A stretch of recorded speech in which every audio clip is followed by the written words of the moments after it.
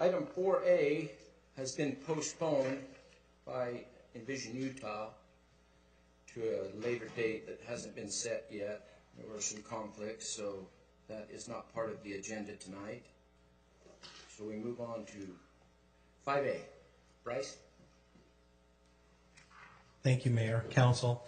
Just a couple of quick items. Tomorrow night, January 29th, at Station 53, the staff will be holding a sports league meeting update that we have every year to coordinate all of the sports leagues. Just wanted you to be aware of that. It'll be from 6 to 7 o'clock if anyone's interested in attending. Councilmember Stoker and I attended a meeting with the county, and I'll let him share the results of that. And it was a very productive meeting. And then last of all, there was some discussion at that meeting, and the league is still trying to work with the cities in Salt Lake regarding the Salt Lake City Township bill. There will be more information that we'll be providing to you on that.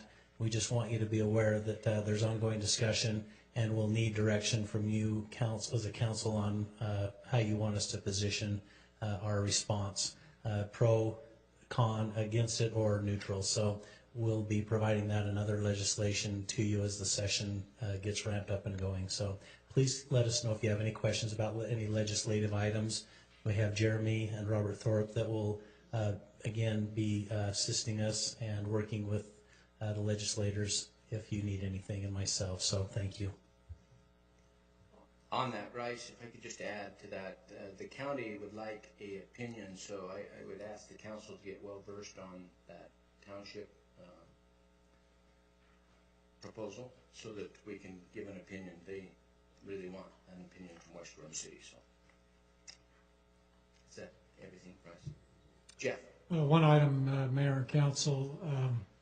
Isai Galacia, a code enforcement officer in our department, has terminated his employment with the city. He's actually going to be a police officer in Sandy. So that leaves us with a vacant position. Unless you have objection, we're going to move ahead with filling that position. That's all I have. No objections? Okay. David Oken. Mayor and Council, I had the opportunity to spend some time with Foursquare to talk about what's going on up at Jordan Landing. The Cafe Rio and Habit Hamburger establishment are coming along fine. They will be there as soon as the construction is done.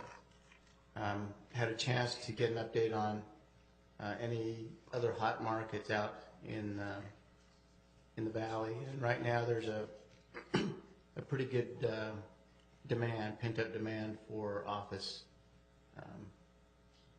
space. So we'll be meeting with Coldwell Banker on Monday to try and ferret that out and see if we can get some office development here in West Jordan.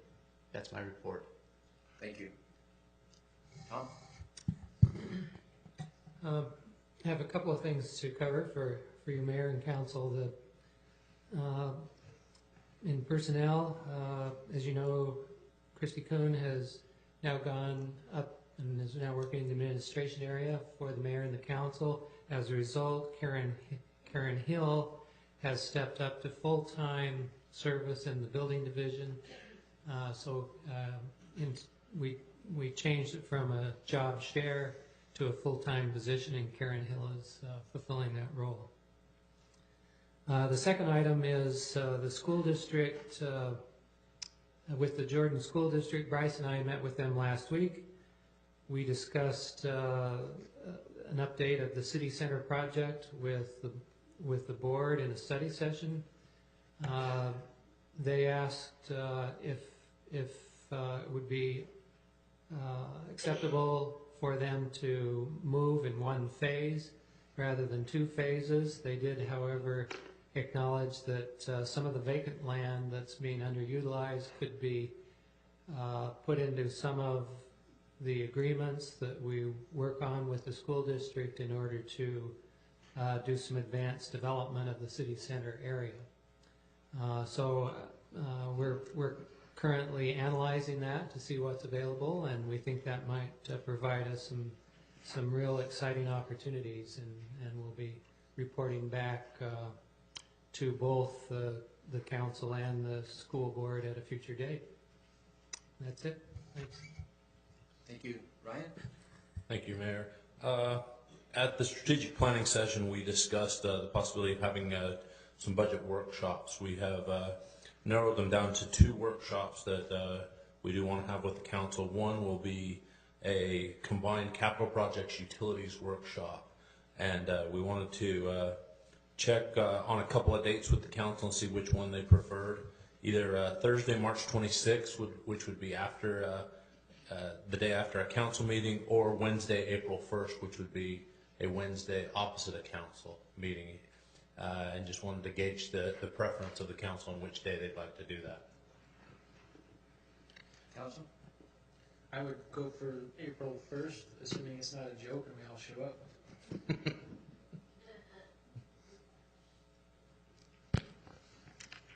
Councilmember McConaughey? Thank you, Mayor. My personal preference is to try and do it as close to the council meeting as possible, not on the off weeks. My travel schedule doesn't always allow for me to be present on the off weeks, so.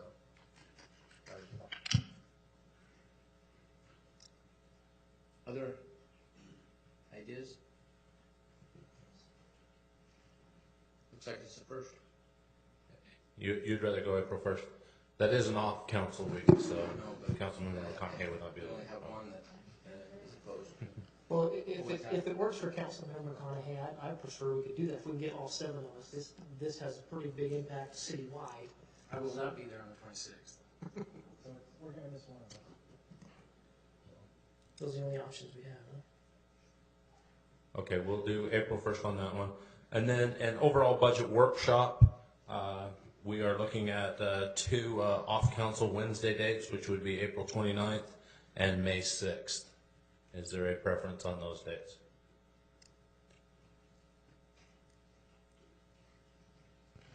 Councilmember McConaughey? Thank you, Mayor. Same as before, the off-council Wednesdays, I'm often out of town, so I would prefer we not look at off-council days.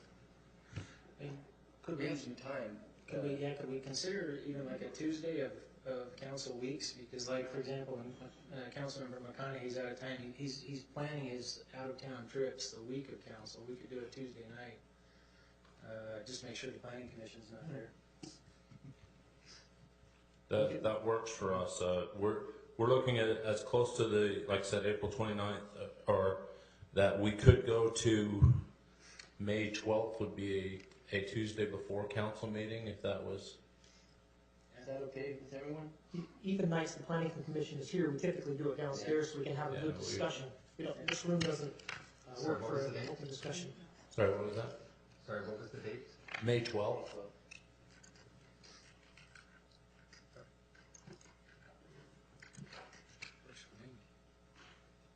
You okay, Chris, or you can't? Okay, looks like that'll work. Okay. Let's- All right, so we will plan on having the capital projects and utilities workshop on April 1st and the general budget workshop or overall budget workshop on May 12th. Let's put those on your calendar. Thank you. In the same vein, can the first one work on that off weekend on a Tuesday? If it works one week, let's do it again, that way we can get all 7 of us. We could do April 7th, which would, because the 8th would be the council meeting, so we'd come back the 7th, if Yeah. that's preferable to council. Yeah, I'm gonna. Let's do that then. Okay, April 7th then. Thank you. Thank you. Tim? Thank you, Mayor. Just filling in for Wendell Rigby, who's out ill. I had a couple things wanted to bring to your attention. We have 2 positions we'd like to proceed with filling. They are the utility superintendent. That position resigned for personal reasons. And also a water construction tech 2, which is vacant due to a promotion. And as mentioned, we'd like to proceed unless you have any objection. Go ahead. Okay, thanks. The other thing I'd like to bring up just as a reminder is, you know, we have the quarterly e-waste and shred events for employees and residents. Our next event is February 7th. It's going to be outside of City Hall here, right in the parking lot. It's a Saturday. It's from 10 a.m. till noon. That's all I have. Thank you. Reed? Thank you, Mayor. I'm filling in for the chief tonight, and he did not have anything he wanted me to put along to you. Chief Diamond. Thank you, Mayor and Council. Just wanted to let you know that Susie Briscoe, who has been a longtime employee with us, she's our records supervisor, has announced her retirement. And then, unless there's some objection from the council, we plan to fill that vacancy immediately. Okay. Councilmember Stoker. Thank you, Mayor. Just to kind of follow up on what Bryce mentioned, the two of us attended a meeting over at the county offices this afternoon. This goes back several months where we had voiced some citizen concerns about their ability to schedule the Veridian Center. And we met with the county. Councilor Newton was there as well as one of our staff members. Several other county officials were there, including Christine Albert, who's appeared before us. And we were able to discuss several different issues with regards to the use policy at the Veridian Center. We discussed some of the frustrations that some of our citizens have had with regards to being able to schedule the facility and how many days they can schedule it for. We also discussed several other items of interest where we can cooperate with the county. It was a very productive meeting. I felt that they were very receptive to what we were saying and came away with several items where we can mutually improve upon communication, collaboration. Councilmember Southworth. Well, thank you, Mayor. I have three quick items here tonight. The first two are just about our community. As we look on our agenda tonight under consent item O, we have an item regarding the Ron Wood Park. And I wanted to point out that the Cal Ripken League has purchased the last scoreboard to go in there. And if you go out to that facility, you'll notice these beautiful, nice scoreboards that turn this complex into just a beautiful place that people from all around look and say, boy, I wish I could play there. And they haven't done that with anything other than the funds that they've raised and donated to do that. And I think that's just a prime example of citizens in the community doing something to make their community better. And that's just one example of the many things they've done out there. You can see all kinds of improvements.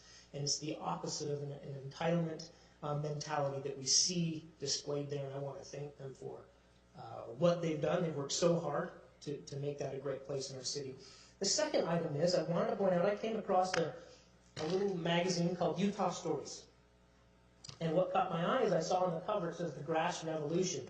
And I thought, Grass Revolution, what's that all about? And I opened this up, and it happens to be about a business here in West Jordan. It is the Bowler Farm out near 5600 West. And the title under here says, The Last Beef Rancher in Salt Lake County Drives the Grass-Fed Beef Revolution. And I thought, well, how cool is that? The last beef rancher in Salt Lake County happens to be in West Jordan. And I just wanted to point that out. It's kind of a neat thing to think about. Our rural heritage, it's part of what we have in our community, and it's just a neat thing to see that's full-time income. This is what these people do, and it's just a neat thing. The last item I have has to do with council policy rules and procedures, and I will hold off till the end of the meeting to discuss it. Thank you. Councilmember Nichols. Thank you, Mayor. Nothing tonight. Councilmember Hagan. Excuse me, thanks, Mayor. Just to bring to awareness to the council, and I've talked to our interim city manager about this. I'm the liaison with the youth committee, and we're in a situation where, the quality of our productions of our committee have skyrocketed, and that comes with two problems that we face as far as a budget, and that is, they performed Tarzan during the fall and actually made money. We have a revenue increase from one of our committees that we fund, and that was $7,000.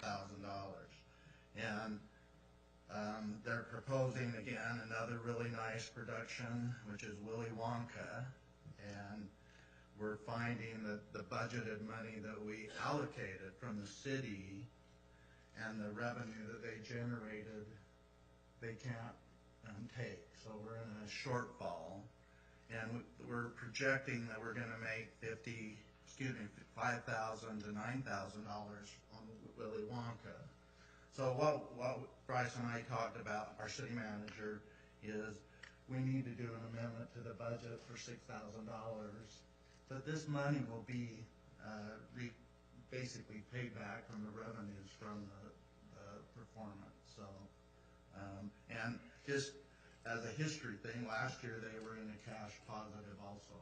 I mean, this committee actually is creating revenue, which is rare for something that we fund. So just a consideration. And Bryce, I don't know if you had any more, did I explain it? But you did very well, and as you and I spoke on the phone, we, in the budget, have estimated revenue. We have the projected expenditures. I don't have all the numbers at my availability that Councilmember Haga does, and so I explained to him that we could work together if the council is open to, on an upcoming budget amendment that Ryan is preparing for other things that have to be taken care of, bringing that to you for consideration. If it shows that the revenues exceeding the anticipated revenue, are you open to allowing them to apply that in a budget amendment towards other expenditures? Anyone opposed?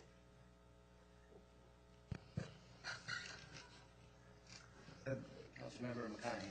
Thank you, Mayor. I'm not necessarily opposed, but I'd like to at least have it heard out as a business item, because I think that would set an interesting precedent, and other groups within the city that have similar functions would probably want to follow suit. And I'm not sure how much of their funding was already, when we allocate funding to the groups, at least historically, there's been some thought given to the amount of revenue that would come in to help offset that. So I want to make sure that we don't destroy that equilibrium. So I don't want to say I'm opposed to it. I'm definitely open to conversation about it, but I think we need to have that conversation rather than just something on the consent calendar with a whole bunch of other standard housekeeping items.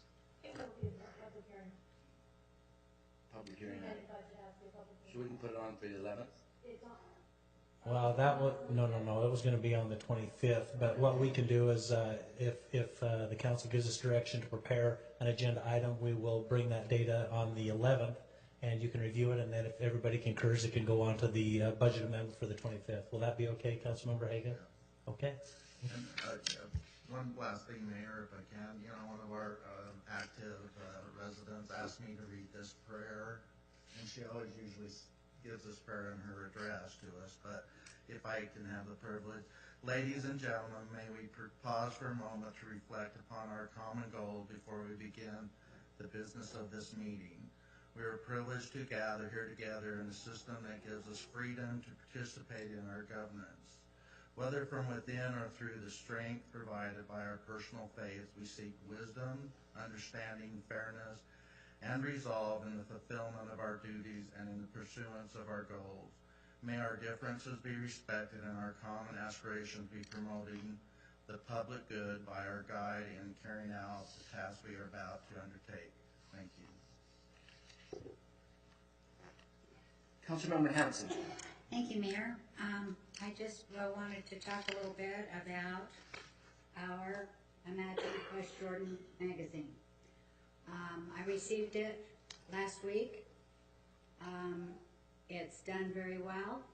It has a lot of advertisement within it, some good articles.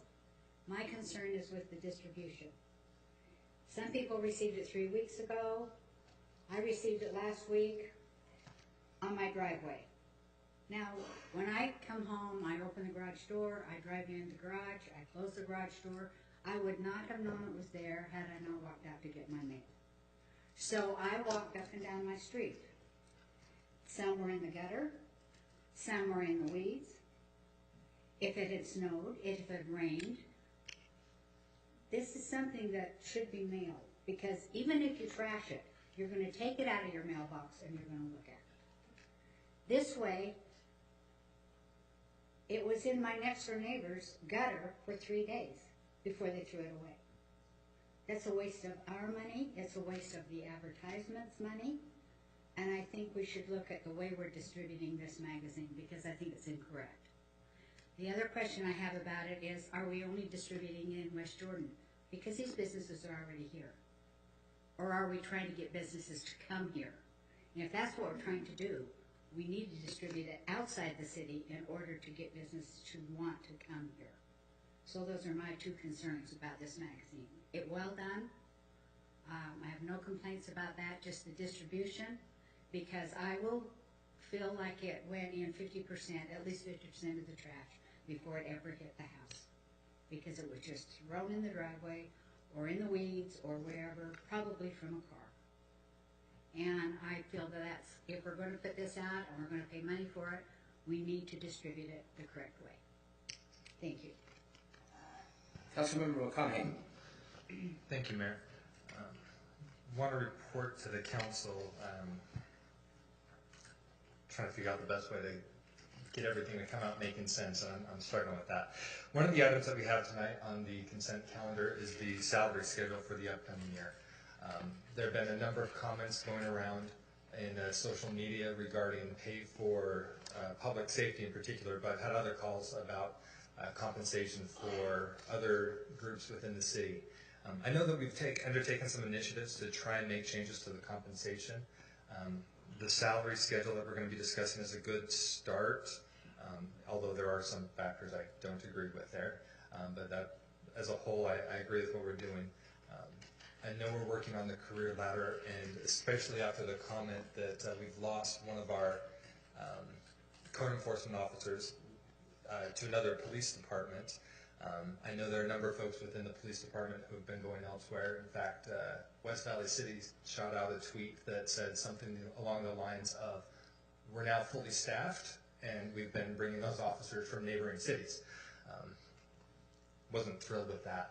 So I just want to underscore the importance of what efforts are already underway to work with the Career Ladder program, and just say that I'm anxiously waiting for the chance for council to take action on recommendations from staff. So that's my report. Thank you. I will have a couple other comments at the end of the meeting, like Councilmember Southworth, but I'll save them to the remark session at the end. Okay. Thank you.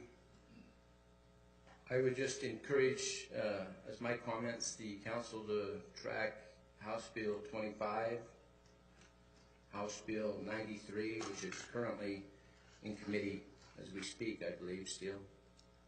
Senate Bill 62 and Senate Bill 58.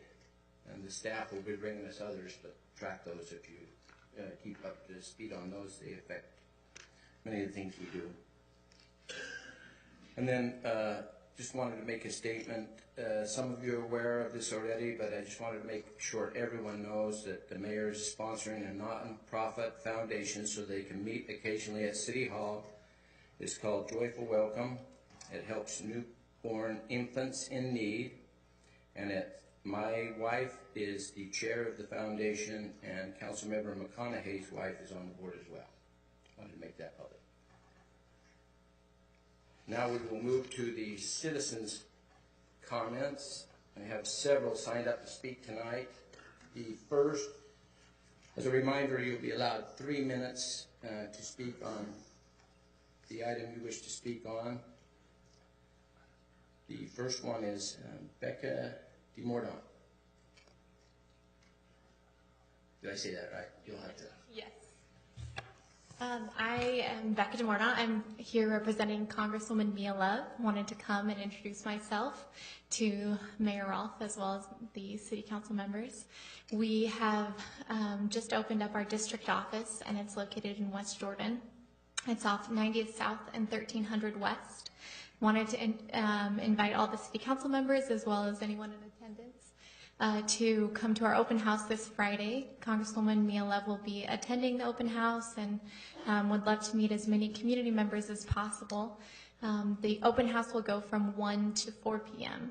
and the exact address is 9067 South, 1300 West, Suite 101. And I just wanted to come and show my face because I will hopefully be frequenting these City Council meetings. And should you have any questions or concerns, you're welcome to contact myself or anyone else in our district office. Thanks for the introduction, Becca. Dean Ottesen?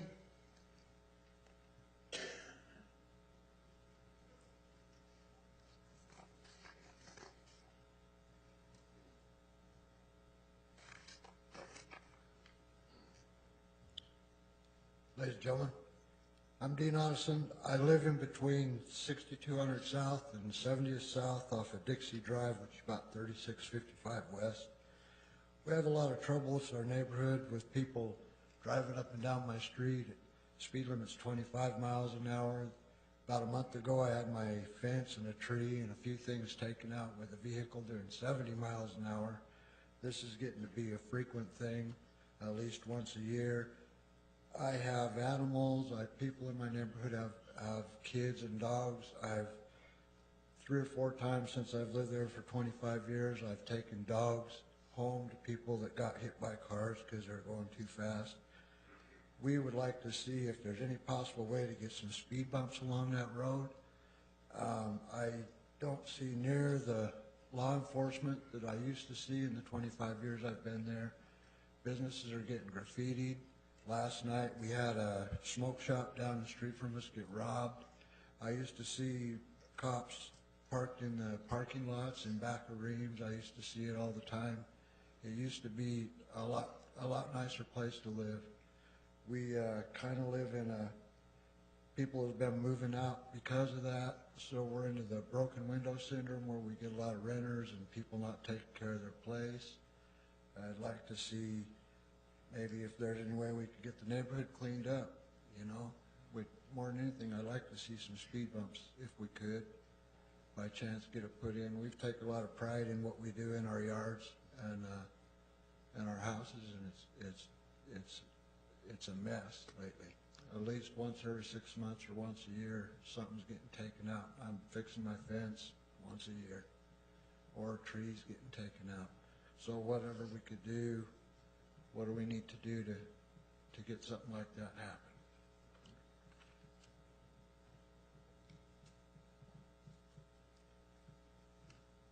Other than that, We'll have somebody contact you. Thank you. Dirk Burton?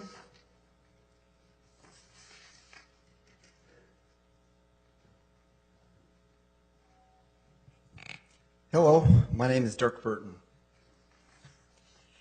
After Craig Deering was dismissed from the Chamber of Commerce, I called the Chamber office and I posted on the internet how disappointed I am with the Executive Committee for doing this. Some of our City Council members suggested I don't know the history behind this decision. When I read that, I thought, what a great idea. Let's get the history about West Jordan Chamber of Commerce so we can know what the Chamber really has done for us under Craig's direction. Now, I've been a member of the Chamber of Commerce for about 17 years. I've served on the board and various committees, but admittedly, I don't know everything about the Chamber, and I certainly don't understand the wisdom in letting Craig leave the Chamber. Please let me share part of what I know about the history of West Jordan Chamber of Commerce, which was under the direction of Craig Deering for over 29 years. The Chamber is like a three-legged stool. You've got government, business, and citizens. Our Chamber has served these three areas with balance. As a result of recent changes, the Chamber has undertaken, the stool has lost its balance.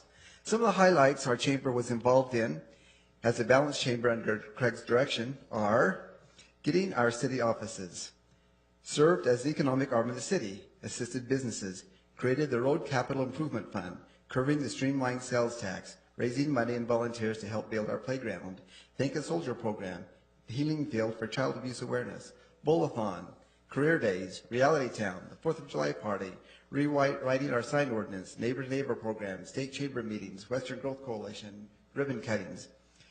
Business relationships with chambers are very common. However, when you connect with a chamber leader, not only on a business level, but also on a personal level, it has, as is the case with the West Jordan Chamber of Commerce, you achieve this balance. Through these relationships with the West Jordan Chamber, business has sponsored and contributed significant amounts of funds to many projects in West Jordan. We have lost a leg of our stool. Our chamber needs a board that will bring balance back to our chamber. The chamber board came to you, our city council, for your opinion and listened to you before they made this change. I am counting on them listening to you again. West Jordan needs a strong, vibrant chamber, as we have become accustomed to. They may have had good reasons to let Craig go. I don't know. They won't tell me. When I met with them, they gave me a little here and a little there, but compared with the accomplishments that Craig has behind him, these little bits they've told me are petty. They don't even have the minutes of the meeting when they voted to dismiss Craig. With Craig gone, we have lost balance in our chamber. Let's now move forward. We need a new board that will help the chamber regain and keep balance.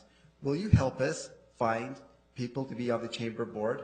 As the city council, you have contacts with local businesses, with people who may be well suited to sit on the chamber board of directors. We don't want the chamber to get weaker. We don't want to be an ordinary chamber like in other cities. We want a strong, balanced chamber for the West Jordan. We need to act now. Will you help us? Was that good timing or what? Perfect timing. Thank you. Thank you. Please no. Steve Jonas?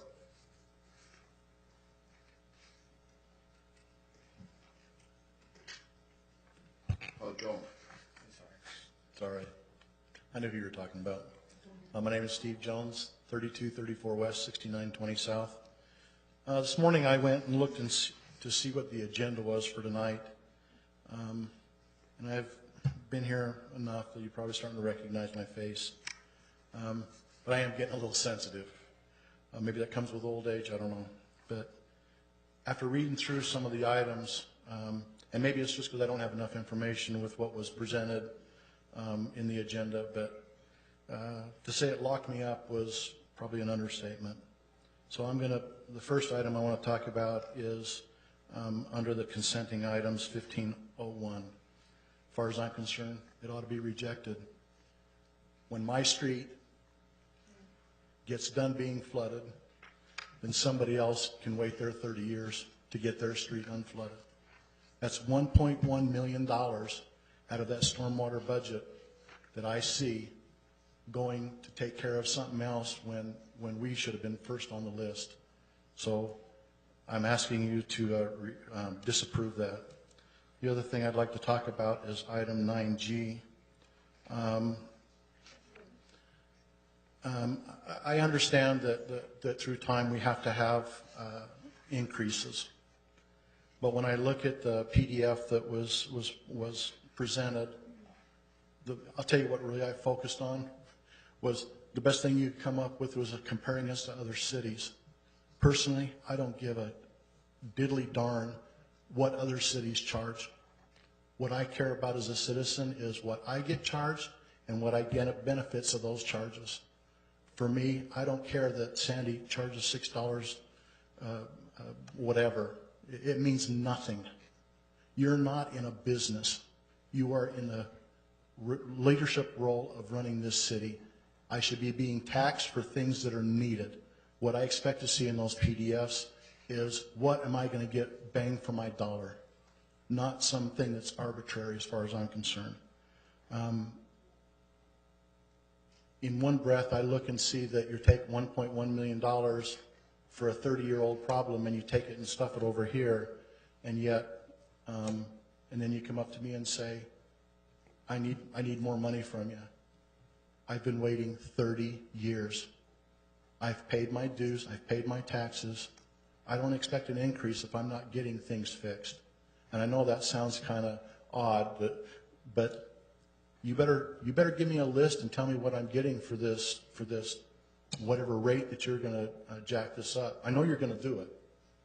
It's just inevitable. I want to know what I'm getting for those dollars so that I can look at it as a citizen and try to understand rather than have something that's meaningless. Thanks. Thank you. Did you have a comment? Yes, thank you, Mayor. I know this is out of place because this is the time for the citizens to make comments and for us to listen, not necessarily for us to respond. But since Mr. Jones has been here so frequently, his face is so familiar, I wanted to take 2 seconds and quickly explain that I had actually specifically asked them to include additional information comparing us to other cities. So it was for me that was put in there.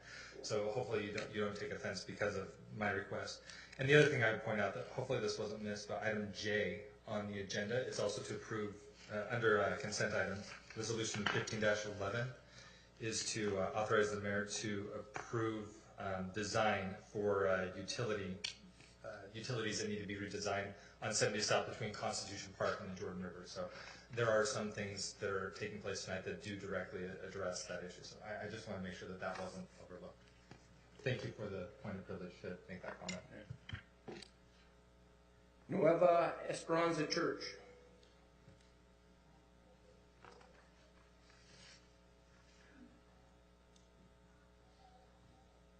Good evening, everyone. I am Ezekiel Alanes. I am a member of such church.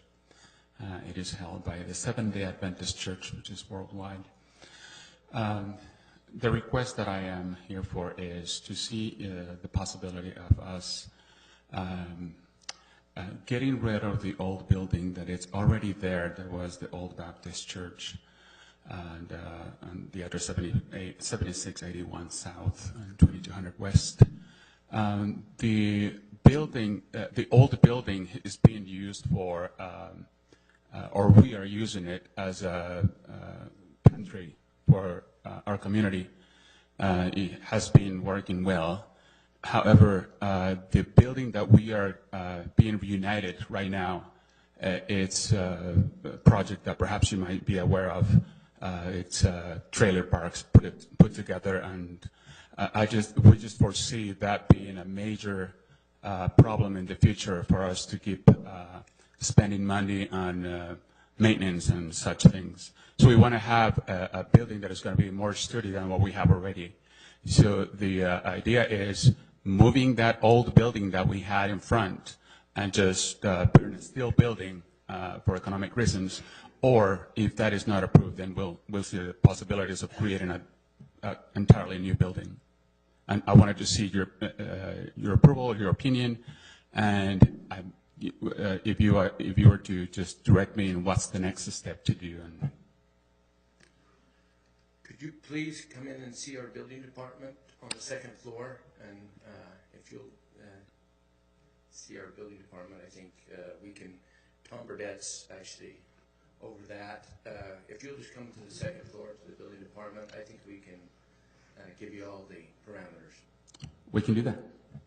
Thank you, Council. Thank you. As you enter the building, go up the stairs and directly right.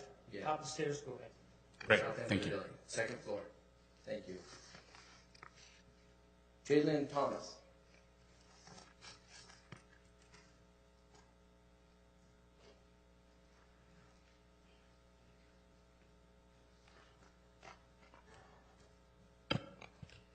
Jalen Thomas, 1348 West Barton Hollow Drive. Tonight I want to address you on observations and interactions that I've had with city council members over the past year. You should be following the council rules, policies, and procedures as elected officials. First, I want to comment about a council member's comment at city's retreat, which stated that another council member suggested that I submit a grandma request. This is not the case, and I have never been anyone's minion or puppet, and I never will be. In addition to your comments, you said that it would cost me a lot of money. I will not be intimidated or bullied either.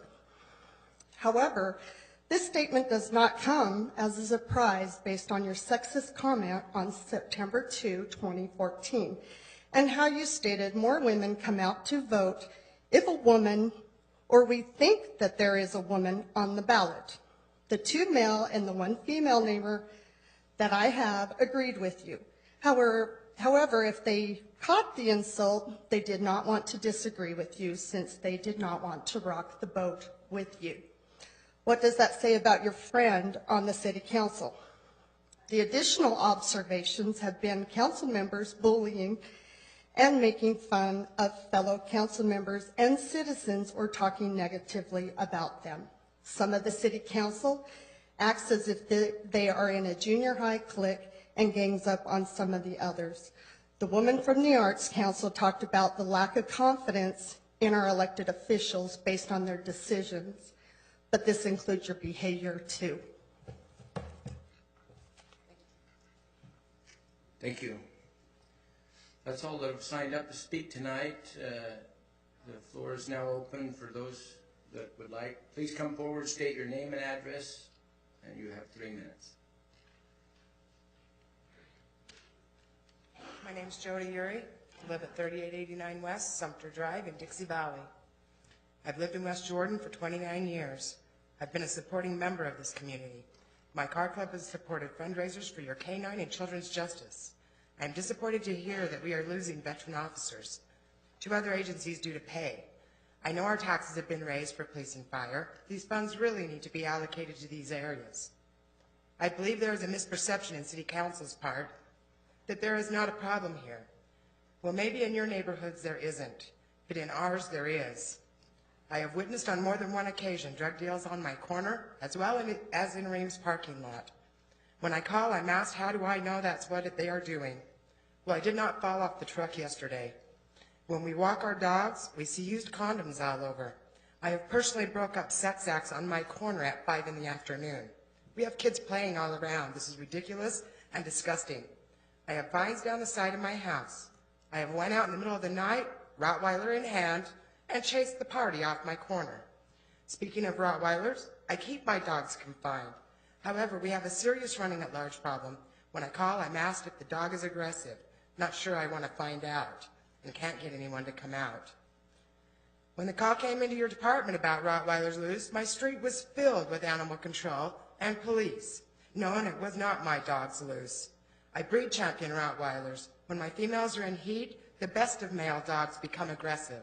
People cannot even walk their dogs without dogs coming out at them. This is a problem.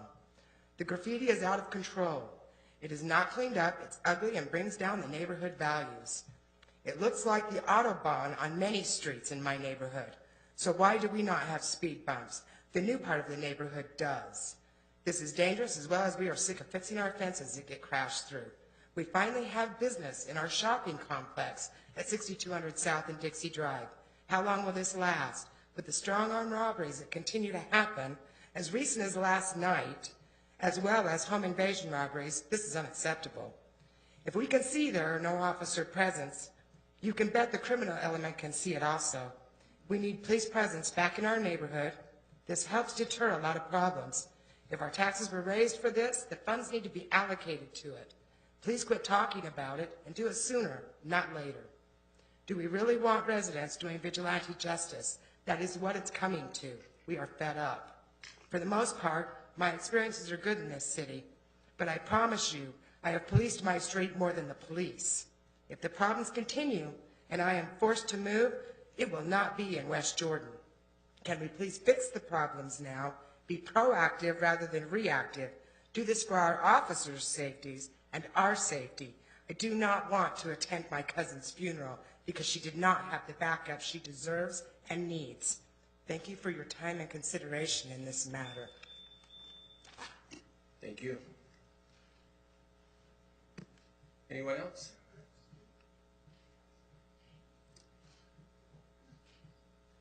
Anyone wishing to speak on any item? We will close the citizens' comment portion and move to the consent calendar.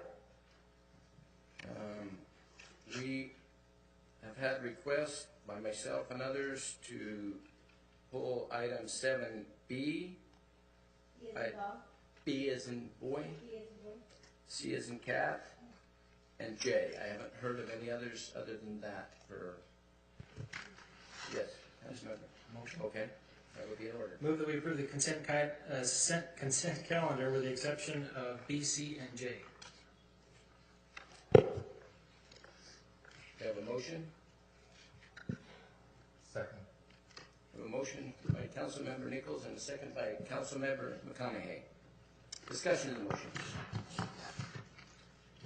Seeing none? Oh, you have a comment on your second. Yeah, the only comment that I would add is echoing what Councilmember Southworth said at the beginning of the meeting regarding item O, the installation of the scoreboard. And just a thanks to the youth and those involved with the leagues and the parents and everybody who has worked to make that possible. So it is very happily that I would approve the usage of staff resources to finish that up. Just want to say thank you so much to those leagues. Any good? Let's vote. Councilmember Stoker? Yes. Councilmember Southworth? Aye. Mayor Robb? Yes. Councilmember Nichols? Yes. Councilmember Hanson? Yes. Councilmember Haga? Councilmember McConaughey? Aye. Vote passes 7 in favor. Okay, moving to the item 8A, public hearing item. Receive public input and consider for approval Resolution 15-21, authorizing the mayor to execute an agreement with the Osmonds regarding a waiver of fees and the sponsorship payment of $59,300 to be used for advertising, fireworks, entertainment, and rental equipment. City staff services and waiver of fees not to exceed $42,550 pursuant to city code.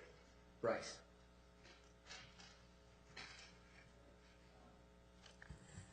I don't have any comments leading up to this action. Are there any questions of the council?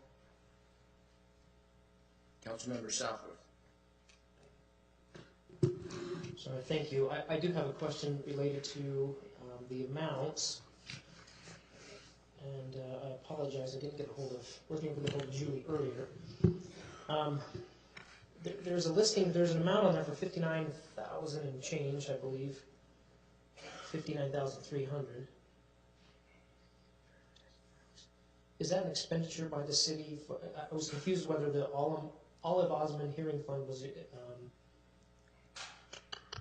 was expending that $59,300 and the city had $42,500 how does that breakdown work? The $59,300 was the cash donation to cover fireworks and other support entertainment. Okay, and the other amount was in service, staff support. Correct. Okay, that's all I couldn't tell from the report, so thank you. That's all I have, thank you, Mayor. Other questions? Seeing none, we will now open the public hearing portion. Anyone that wishes to speak on item 8A, now would be the time for 3 minutes.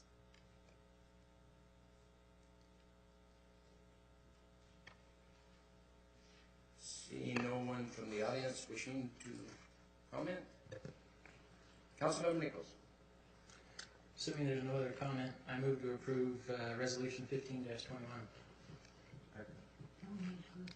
We have a motion by Councilmember Nichols and a second by Councilmember Haga. Discussion to the motion? Did you close the public hearing? I did. Maybe I better make it official. Yeah, I did. If I didn't enunciate enough.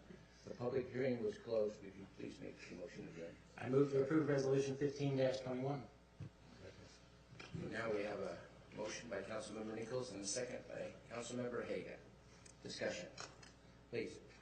Thank you, Mayor. I'm a little bit reticent, given the substantial amount of city funding that's going to be going to support the event. However, I am very happy with the change that's been made to not charge admission to allow all of our residents to attend. So, given that that change has been made, I will be supportive of the motion.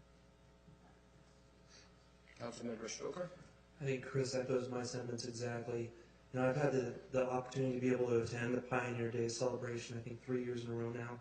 And they always do an excellent job.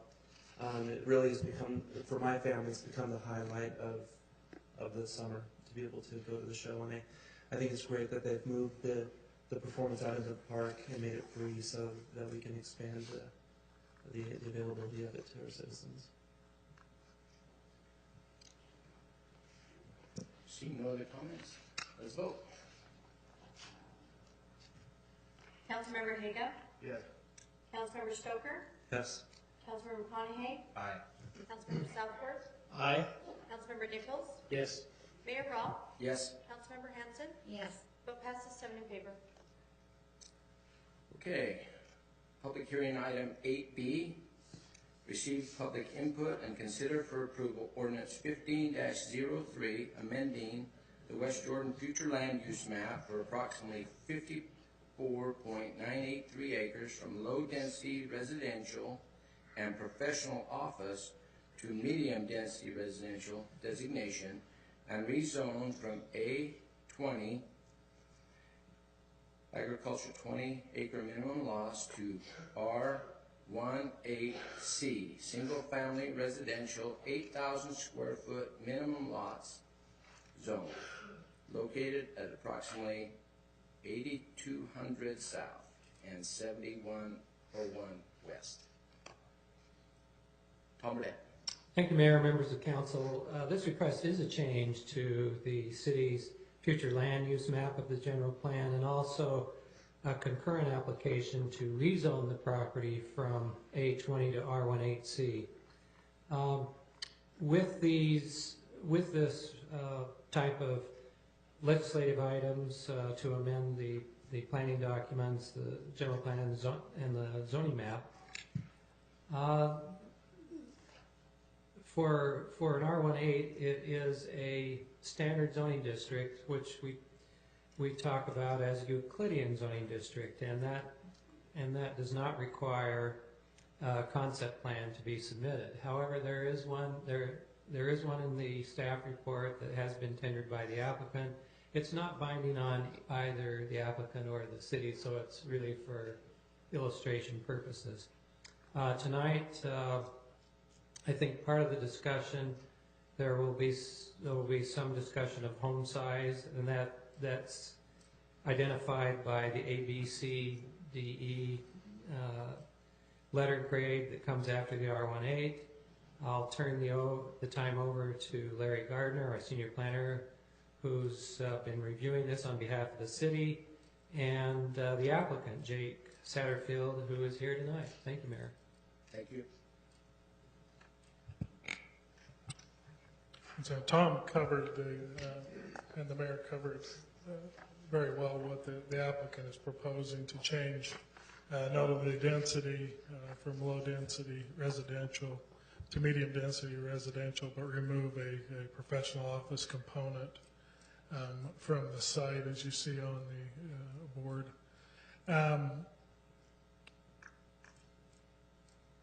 And so it'd be about 55 acres would be altered, and the zoning would be changed from agricultural, which the property's been used for since probably people settled in this area, to an R18C. Now the C designation on the zone change came specifically from the ordinance because R18 homes in the C category fit best on the R18 lots. However, the applicant does feel like he wants to build a larger home, and so I'll let him discuss what the letter or the size of home he wants to put on these lots. And then, as Tom said, this is just a concept plan, and actually this is probably the 3 concepts ago, but you're not really acting on any kind of subdivision tonight. It's just changing the designation of the map and the zone, changing to a residential zone.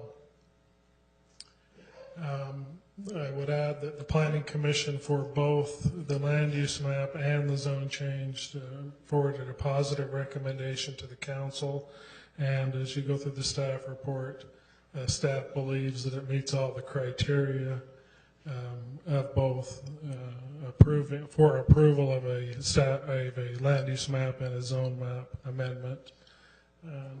At this point, I don't have anything else to add. It's pretty straightforward for this 55 acres. And I'd like to, maybe the applicant could explain his home size, what he actually wants to construct, because that is his plan, to construct all single-family housing. So. Did you have a question? Councilmember Stoker. I have a quick question for you. In looking at the surrounding developments, we've got the Sycamores that's just north of it in a PC zone. And then we have R18 that's located just to the east of it, and I believe that's R18C as well. Or is R18 right here. Right.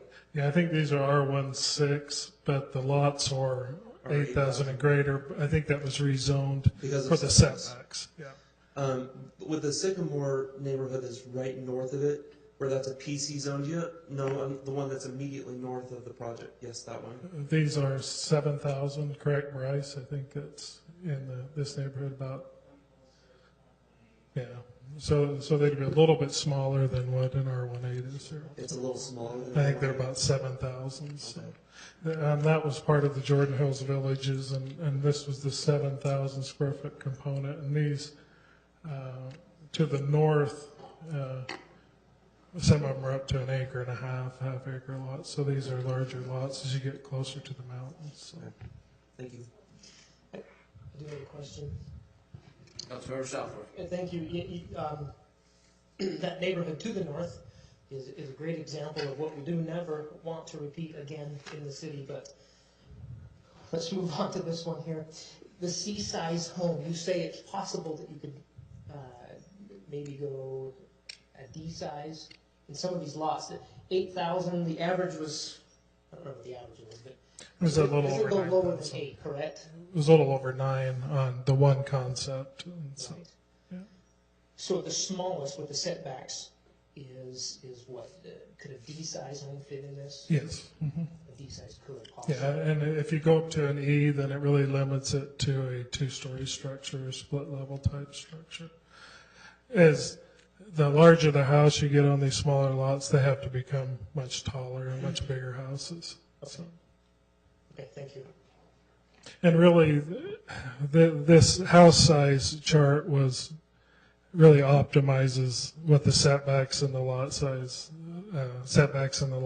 is for the particular zone. So a C size, you can fit every type of house in there, from a rambler to a split entry type house. So.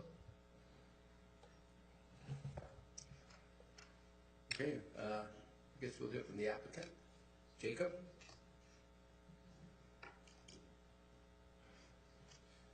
I don't know that I'm going to share a whole lot more than what is already, but I guess I'll just read through. Forgive me for repeating some of this stuff.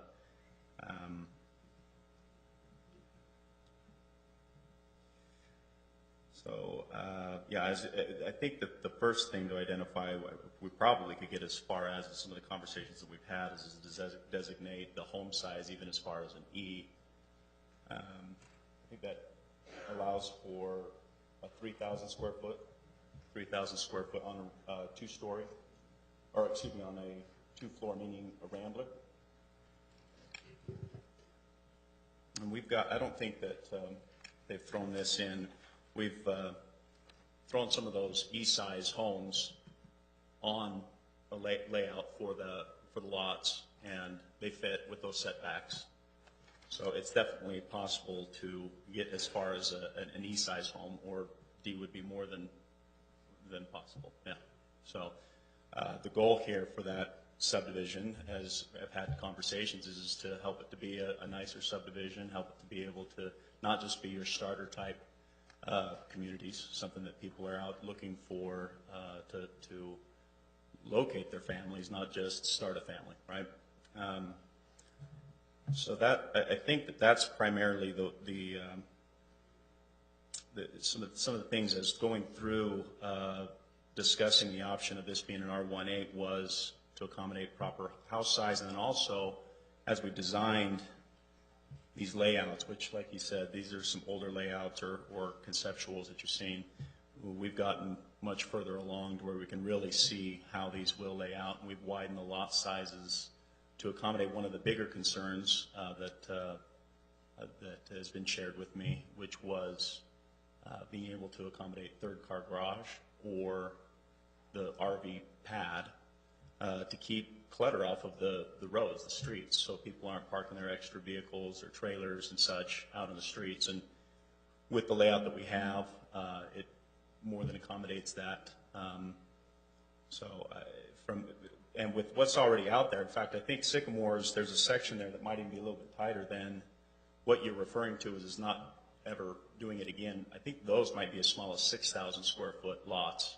And the setback issue was probably another one of those things where how tight those homes were to the street, where you've got longer vehicles hanging out into the sidewalks and such, disrupting, your walk by traffic. None of that would be the same issue with these. We'd be able to properly accommodate a long enough driveway along with this so that your vehicles, even if you are parking on the driveway, are not hanging out into the sidewalks and such. So I think that for the most part addresses, other than the fact that a good majority, other than when you go out a little bit further west, that there are some larger size lots out that direction, but much of what you see around there in the surrounding neighborhoods are this size of a lot already. And keep in mind that this is also what is in high demand because of, from a cost standpoint, for your future residents and buyers of the homes in these subdivisions, is trying to keep the home price at a certain level where people are willing to drive out to 7,000 West. And so as much as we'd all love to be able to have larger size lots, some don't want a larger size lot, but as much as we'd like to be able to offer a large size lot at a low price, the numbers just don't work. And so from a demand standpoint, and what the future buyers are, they've already shown that with what the builders have been putting out there, and this is really following suit. Other than that, I think that covered it. Councilmember Haga?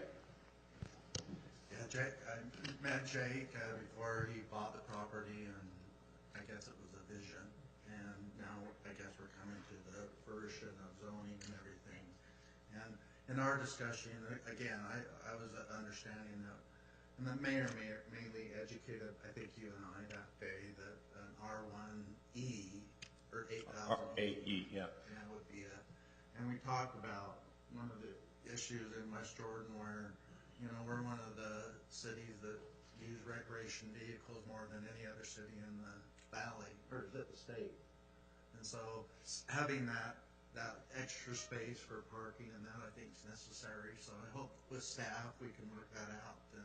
Yeah, and that's been something that we've addressed from an engineering standpoint from the very get-go to make sure that the widths are accommodating, and also we're not infringing on any of the setbacks. So I think that we're on point. Councilmember South. Yeah, real quickly, just a comment based on the unique history of this site, and most recently, I can say with all sincerity of heart, and I think this goes to the rest of the council, we are very glad to see you bring this project to our city. So thank you. You are most welcome. Just one question, Jacob. It would be almost impossible to design a subdivision at 8,000 square foot lots. Right. Typically, that's the minimum. That's the minimum. Now, I think our average on this right now is sitting at about 8,800. So we're just shy of 9,000 square feet. Always with a double-story home, you could fit it on at 8,000 if you come up with a few of them, but most of them are going to be larger, like you described. Mm-hmm. I just wanted your opinion on if the home size was upgraded to an E, would you be opposed to that? No, I think that, I probably would want to get a few more layouts from the potential builders that would be working in here and making sure that their layouts will work with that. With what I've got for a small sampling with 4 different home plan designs, I think all of them meet the E requirements as far as minimum square footage, and that's with the 3rd-car garage on those. So I think that we're there. Yes, but I want to probably get a few more in there and maybe just make for sure. But nothing that we've seen so far should keep us from being able to do that. Okay, thank you. Councilmember Stewart. Just a clarifying question along the same line of thought. You know, we're talking about the potential of putting E-sized homes on these lots. And I'm looking at the chart in our staff report that says that, under certain circumstances, an E-sized home would fit in that zone. If we do go to, and maybe this is a question for staff, but if we do define this as R1E, does that restrict them to E-sized homes, or can they build up to E-sized homes if the lot doesn't fit an E-sized home? E becomes the minimum. E becomes the minimum, so they would have to do an E? They would have to do E, yes, as a minimum home size. Typically what happens with these cases is the developer can't use the minimum lot width or the minimum lot depth. They have to, depending on their housing styles, mostly it's width. They'll have to have a little wider lot so they can accommodate the E-size home. So you know, 8,800, if that's the average, maybe that works. I don't know. So is there something we can do that allows them the flexibility to do C, D, or E, depending upon how the lot's configured? Well, only if, I know in other situations, we've done it through a development agreement where a certain percentage of the lots are C, D, and E. I know we've done that with Ivory on occasion. But in a standard zoning district such as R180, no, not without some sort of agreement. Okay, thank you. Just to add to that, with a few of the sample sizes, to give you an idea, now going to two-story, we've got on here a 4,050 square foot home that fits on a two-story, no problem. The Rambler is a little bit more difficult, obviously, because you're spreading your square footage out wider. So can you, if you were to do your subdivision the way that you've conceptualized it, could you do everything with E-size home, or would you prefer to have the flexibility to do a D? Well, obviously, flexibility is always a plus. Right. The reason being is because it's sitting on such a crucial number where a lot of Ramblers kind of want to sit on that 3,000 square foot, and this is putting that 3,000 square foot minimum.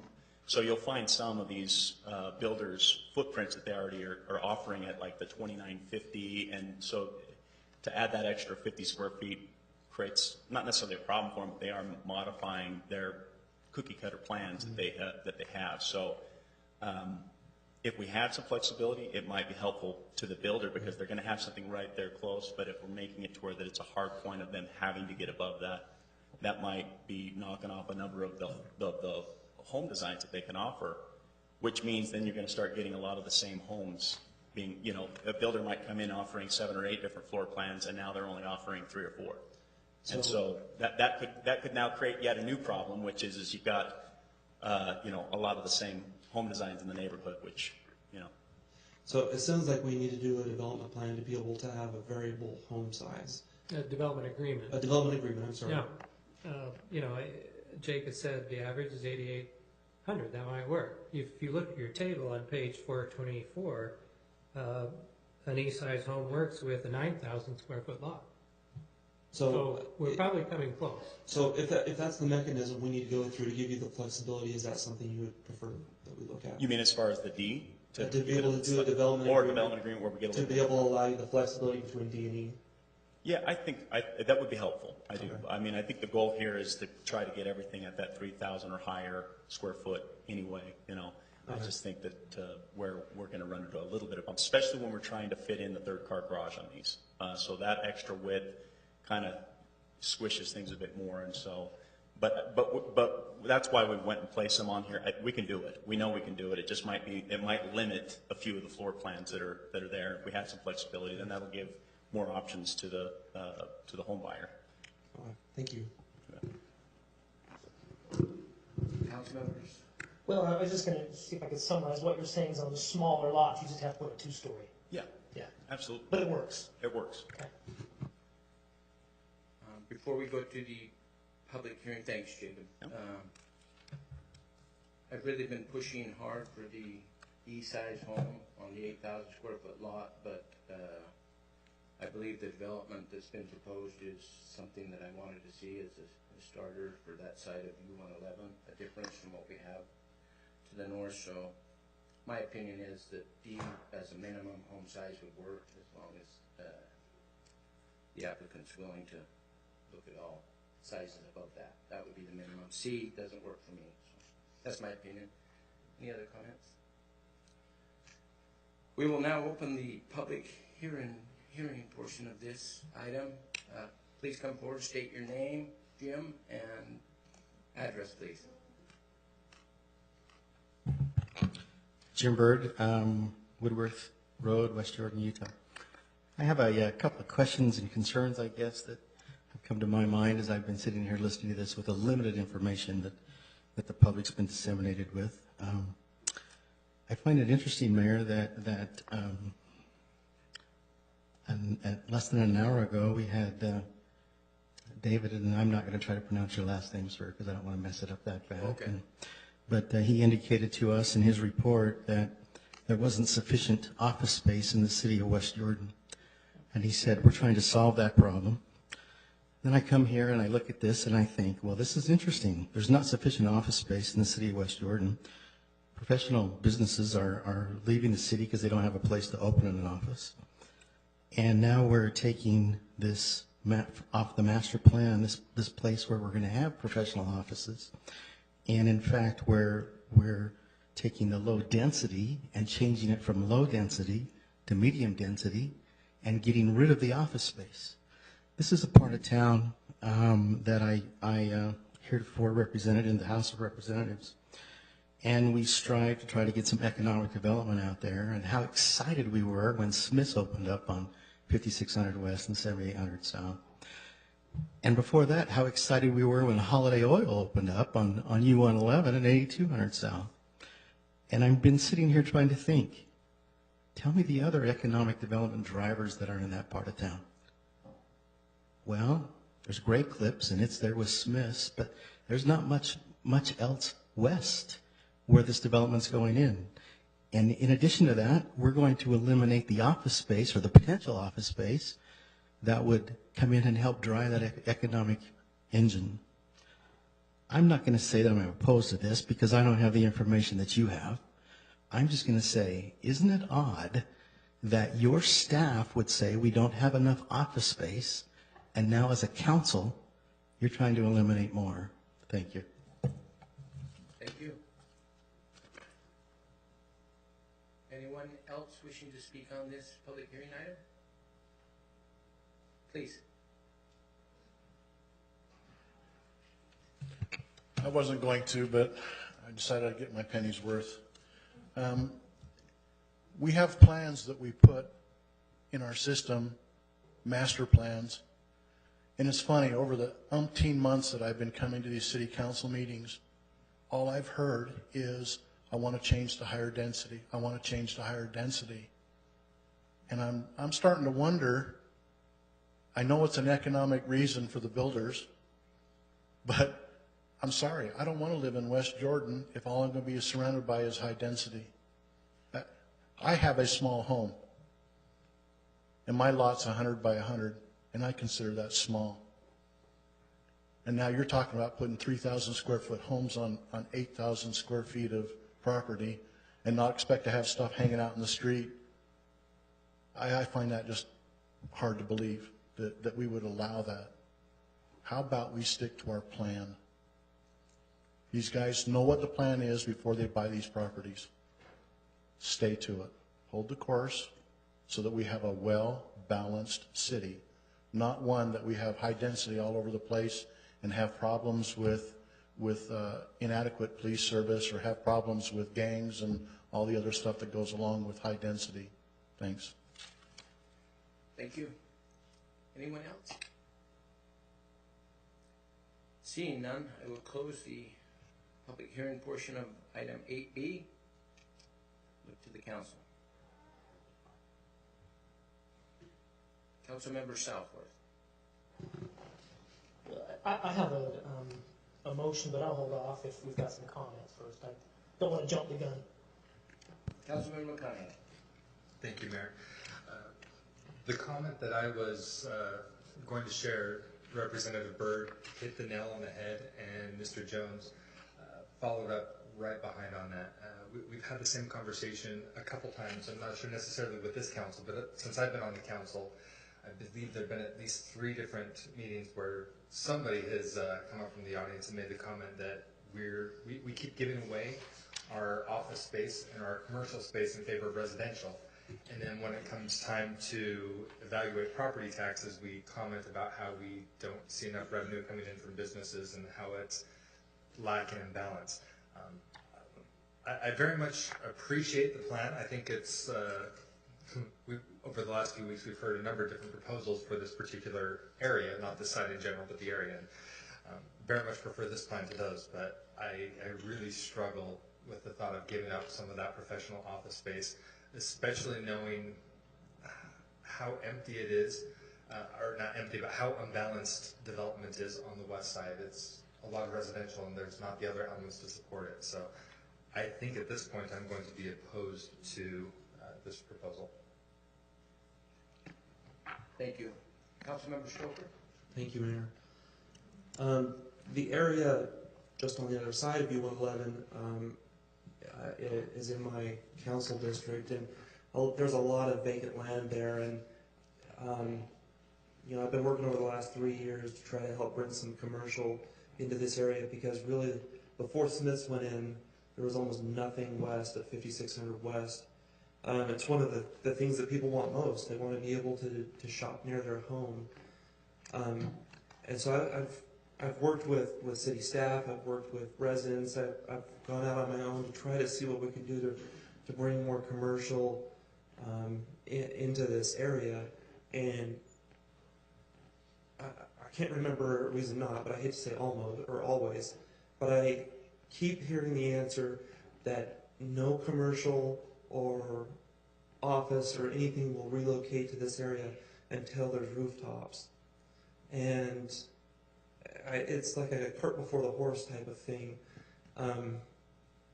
If you can't build the houses, then the businesses won't come. And so it's a crazy situation we live in, and thank goodness the Smith's Marketplace on 56th and 78th was willing to take that risk. But we do need to see this area grow to be able to see the offices and the businesses and stuff move into the area.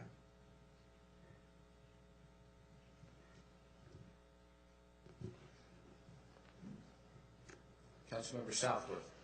Thank you, Mayor.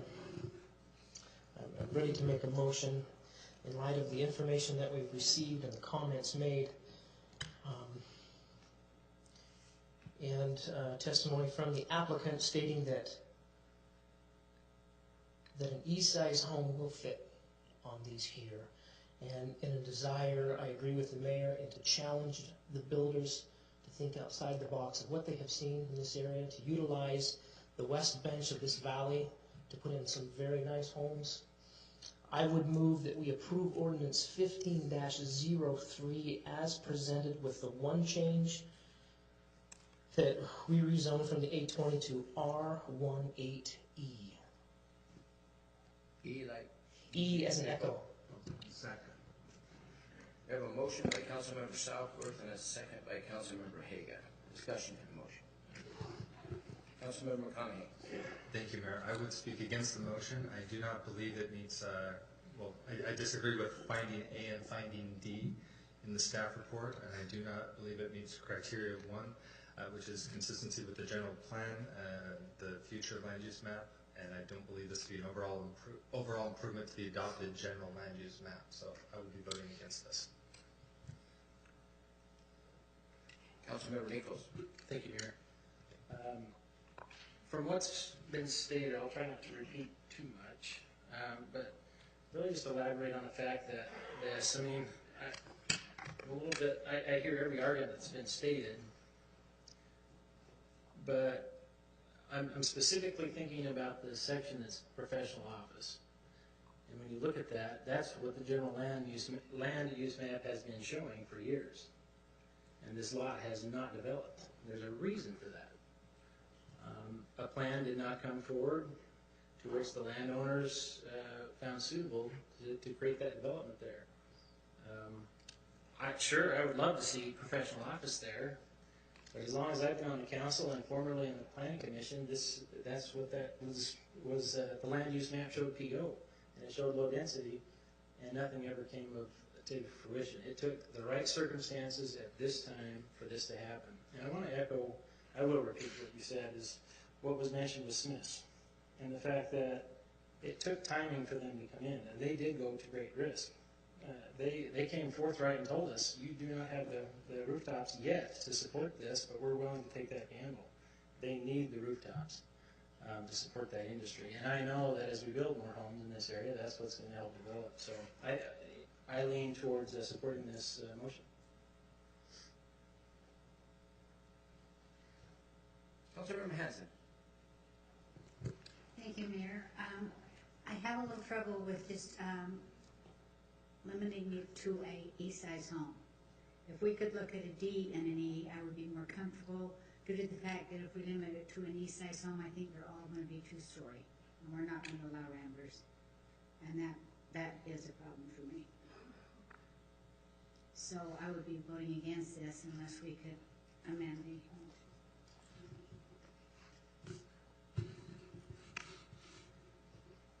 Hey, oh, go ahead. I would say, I can't remember if our council rules can ask a direct question, but to Councilwoman Hanson, that I believe that's only in the small instance that the lot size pushes that 8,000 square feet. In that instance, are you okay with the two-story, or would you rather have the D?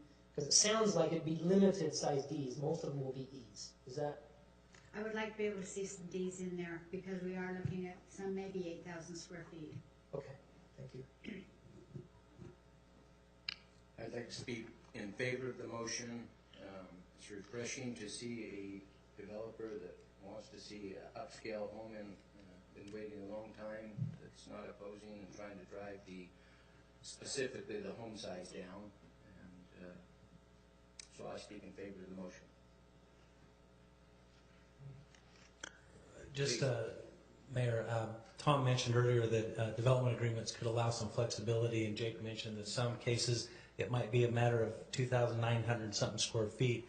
One option that you may consider is allowing a percentage, like 25% of the lots to have a D-size home and all the others have an E-size home. That might give a little bit of flexibility in those kind of situations. I just made that percentage up, but that might give you a little bit, or give the developer and the builder a little bit of latitude. I just thought I'd share that.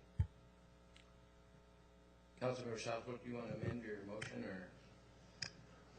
Well, I would ask the opinion of the council, either, probably a couple of things, either allow for the option of a development agreement or allow the ability, or we could give the express opinion that you could bring this back for amendment if we get down the road and find out that we're going to need these in certain areas. But what I said before is having the E, Jake says he's pretty confident they can do it, and I'd like to challenge the building community to come up with solutions instead of, really, we get one shot at this west bench that, I think has the best views in the entire valley. And we get one shot at developing this and developing it right. And if we want to set the tone and set the direction of where we're going to head, and the standards ought to be a little bit higher. And so I would like that we stay at the E if we can. Maybe we can give that consent. That, if we need to come back, we can entertain an amendment at that time. But let's see if we can do it. Let's challenge ourselves. Okay, let's vote. Councilmember Connie? No. Councilmember Hanson? No. Councilmember Haga? Yes. Mayor Rawl? Yes. Councilmember Southworth? Aye. Councilmember Stoker? Yes. Councilmember Nichols? Yes. Vote passes 5-2. Moving on to business items. Item 9A, report and update on City of West Jordan fiscal year 2014-2015 second quarterly report. Bryce. Mayor, I'm going to defer to our professional finance manager, Ryan Bradshaw, if that's okay.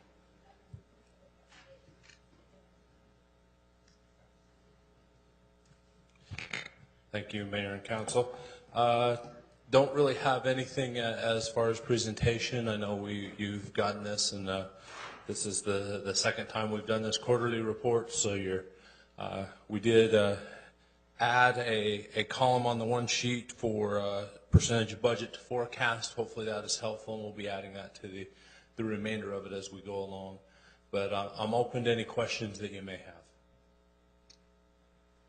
Questions from council? By the way, I think it's fabulous. I think it's wonderful to see that. So. Thank you. Any questions? All right. I don't see any. Thank you. Thanks for that report.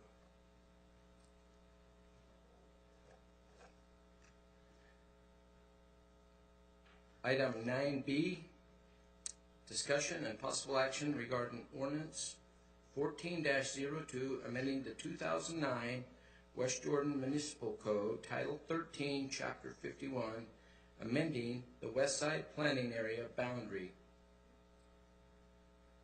Peterson Development applicant, Tom. Mayor and Council, this request was on the last city council meeting and planning commission, and the staff recommend approval. An email has been added to the staff report. Not sure how that happened, but there is an email from Barrett Peterson in the staff report that reflects some additional information. Hopefully that answers the council's questions. We're happy to answer any questions that we can through the staff with Larry and Greg, and do what we can.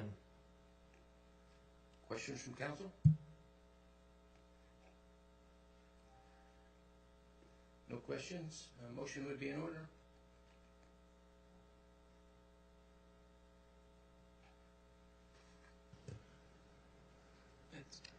Councilmember Nichols. Thank you, Mayor. Not necessarily a question, probably more a statement. Just kind of want to throw this out and let the council kind of talk about it real quickly, and that's just, in the last meeting, I stated publicly that I had some concerns with the West Side planning area, which I still do. There's a reason we left it. But there's also a reason why we included the Peterson development in the, basically grandfathered them in. They were involved in the original plans of it, and therefore we grandfathered them in. Some of the concerns I mentioned in the last meeting was with respect to expanding the West Side planning area. And I've had some second thought of that, which is what Peterson's really trying to do. And what that is to not just include other areas into it, but rather incorporate this development into their HOA, which is something I believe was stated in the last meeting, but it just didn't sink in. And at least in my thought process, to incorporate it into a homeowners association, to cover the fees, to incorporate the trail system into the existing or the planned trail system, I like that idea. And we don't have a lot of open space left in Salt Lake Valley, and predominantly it's here in West Jordan, and we need to really plan appropriately. And I think this, in this instance, this may very well be a good way to do that, to incorporate that into the plan so that the HOA can cover this. And in addition, they also mentioned the assessment area that could encompass this, but to me that's just extra. To me it's more important the HOA coverage. I tend to lean towards liking this idea. I just throw that out to the council for more comment. Councilmember McConaughey. Thank you, Mayor. I'm on the same page with Councilmember Nichols on some of those items. I like the idea of incorporating the area into an HOA and incorporating the trails into the existing systems that are out there. My question is that not possible to do without expanding the WSPA? I guess would that be a question for Tom?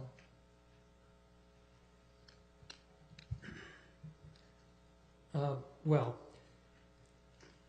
if I read this email correctly, it doesn't propose to put it in an HOA. It proposed to put it in the assessment area. So I'm not sure where the HOA came from. Well, I haven't had any discussions about that, but the subject area is adjacent to the Highlands, and it's adjacent to zoning that is WSPA, and there is some connectivity through the Highlands to the area. So, there's that connectivity.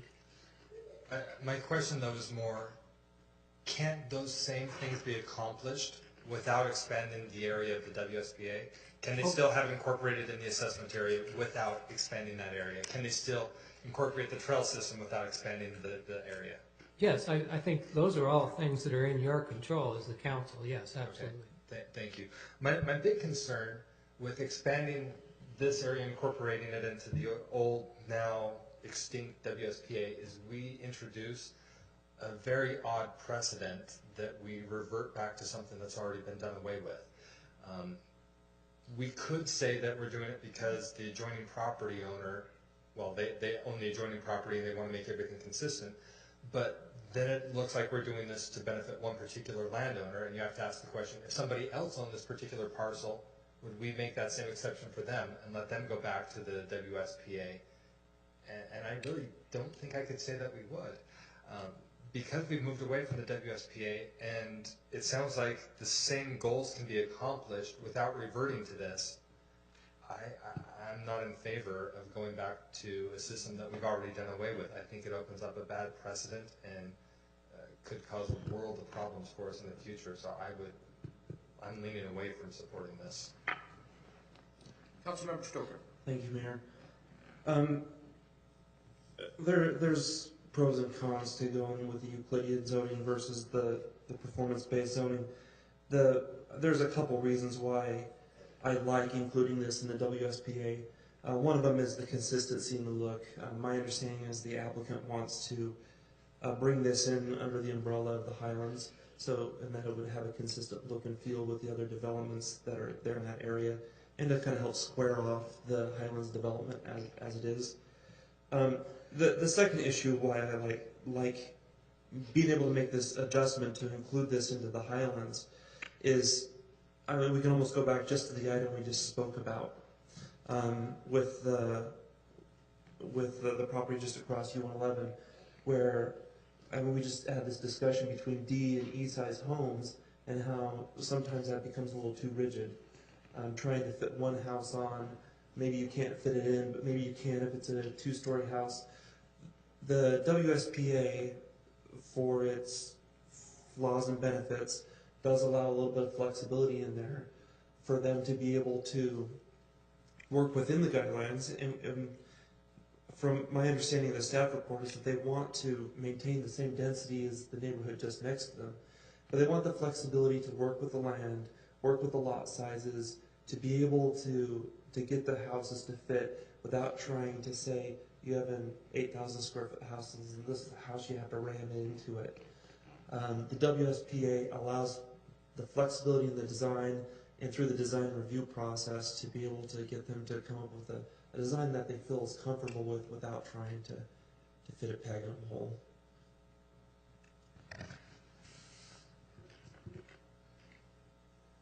Councilmember McConaughey. First of all, Councilmember Snooker, thank you. That's a very good counter to what I was concerned with. I would pose the exact same question though. Can that same consistency be maintained without reverting to the WSPA?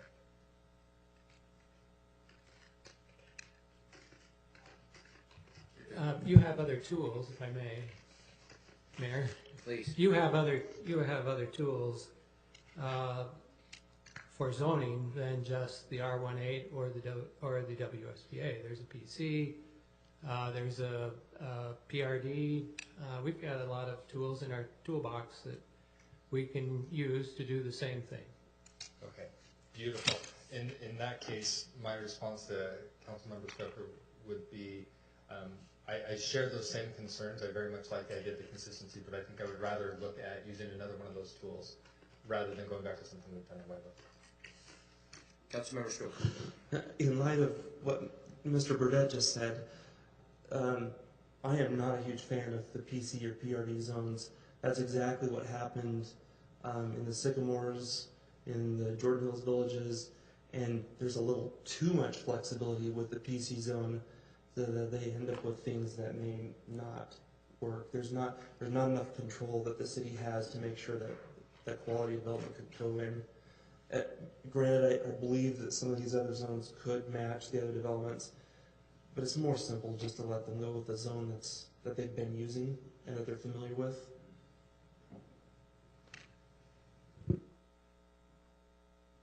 Just the connectivity to the other, I think, is what lends itself to allowing this particular parcel to be added to that which already exists. For me, that's my comment. Councilmember Southworth. Thank you, Mayor. I think to staff, could you tell me the difference between, if we went with your typical R1 whatever, zoning as opposed to WSPA, what is the difference in, we're talking low density versus low density, but they're not the same really. So what's the difference in the number of houses total? What are we talking? What's the difference here? 5, 10, 50? Do we know? Do we have a guess? Well, I don't know that we even know at this point. We haven't, we've had a sketch that reflects some of the circulation in the street systems, and it shows Orchard Heights as continuing the open space area on the south part of the the south part of the site in the drainage corridor. I don't know what size those lots are. I don't, it's just too early to tell. This is really a text amendment to the zoning code, the textual area, the text area that describes the properties that are within the west side planning area. So we just don't have that kind of data right now. We have some discussion here. Maybe do you have some specifics on that you might add to it? Well, in the LSFR, of course, the base density is about 2 units per acre, but there's the buy-ups. And the buy-ups are the areas outside of the wash, with improved recreation facilities, superior or enhanced features on the homes, having porches, limiting the snout type houses, that type of thing. And so you end up with a density roughly about 3 to 4 units per acre. So I'd say that the lowest you're going to get is an 8,000 square foot lot. But like in Lone View, it's averaging between 8 and 10,000 square foot lots. So anywhere from 2 to 4 in the WSPA. Now outside of that, where are we at? Pardon me? Where would we be in the WSPA? We're anywhere from 2 to 4, depending on the buyouts. Now outside of the WSPA, what's that density range? I can't remember. About R18, R18 zone, R19. So. Okay. Secondly, it has to do with the wash, regardless of whatever zone. Doesn't matter. Is the wash maintained and protected? The wash is, from the top bank, is 50 feet on both sides, and a trail has to be installed and dedicated to the city of West Jordan. Regardless of whether it's... Regardless. The trail has to be installed. Now, if you go WSPA, then you have additional... Yeah, then they can put... 20% open space is an addition to that. Yes, then they can put enhanced features adjacent to that watch or other places in that Orchard Heights development. So, recreation facilities, that type of thing. So. Okay. Lastly, has to do with the assessment area. Uh-huh. There was assessment area. Is it implied that with WSPA comes inclusion in the assessment area? No. Does that need to be amended? That's more of a legal. I think they have to. You'd have to amend the assessment area to include this in that area. In either instance? Yes. Of course. If it's not, if you want it in the assessment area, yes, you'd have to amend the assessment area to do that. And who would initiate such an amendment? Well, you could direct us to do that, or you can ask the developer to initiate it. I guess the question is it the city's purview, or is that, are we stepping on toes at that point? Is that something up to the developer? I don't know. I don't think you're stepping on toes. It's just a matter of whether you want to expand the assessment area. If you expand the assessment area, that means we're going to be maintaining it, and you're going to have more properties that pay the assessment, but the city would be maintaining it. If we do not. If we do. If you expand the assessment area, the city maintains it, right, and the property owners then contribute towards that assessment. If you don't expand it, we would not be maintaining that property. Other than public improvements. I mean, public improvements that are dedicated to the city would have to improve. Yes, we would still maintain it. So if you have an assessment area, the city will through the assessment area. If we don't, the city will without the assessment area, really is what it is. That's correct. So, okay. Thank you.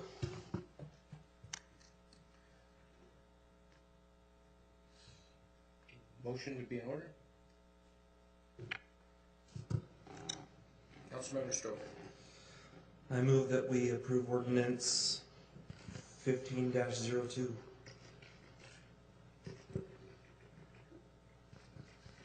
I'll second the motion. I have a motion by Councilmember Stoker and a second by Mayor Rolfe. Discussion on the motion? Councilmember Connie? Thank you, Mayor. I'll be speaking against the motion. I do not believe it meets criteria 4, which is does not confer any special privileges to a single property owner or cause. That's my primary reason. Councilmember Southwood. My comments, I apologize, are kind of a stall as I weigh this out in my mind. I'm quite frankly torn in either ways, and I have, with Councilman McConaughey, I agree that we removed the WSBA for a reason. I think we can accomplish what we want to do without this, but at the same time, I'm really torn on whether we have some consistency through here in the zoning, and so we'll see. Anyway, that's all I have. Let's go. Mayor Rowe. Yes. Councilmember Haga. Yes. Councilmember Stoker. Yes. Councilmember Nichols. Yes. Excuse me. Councilmember McConaughey. No. Councilmember Hanson. Yes. Councilmember Southwood. Is a foregone conclusion. And it passes, so let me just say no. Okay. Vote passes 5-2 in favor. Okay, moving on to 9C, discussion and possible action regarding direction regarding the implementation options to add additional dumpsters to residential neighborhood dumpster program.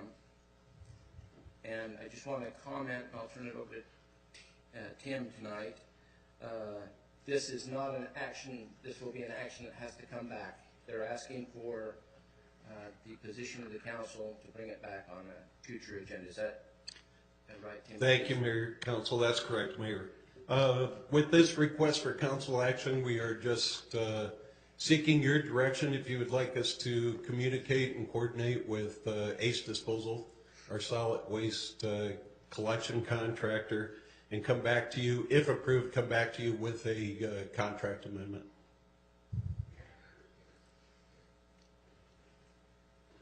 Councilmember Hager.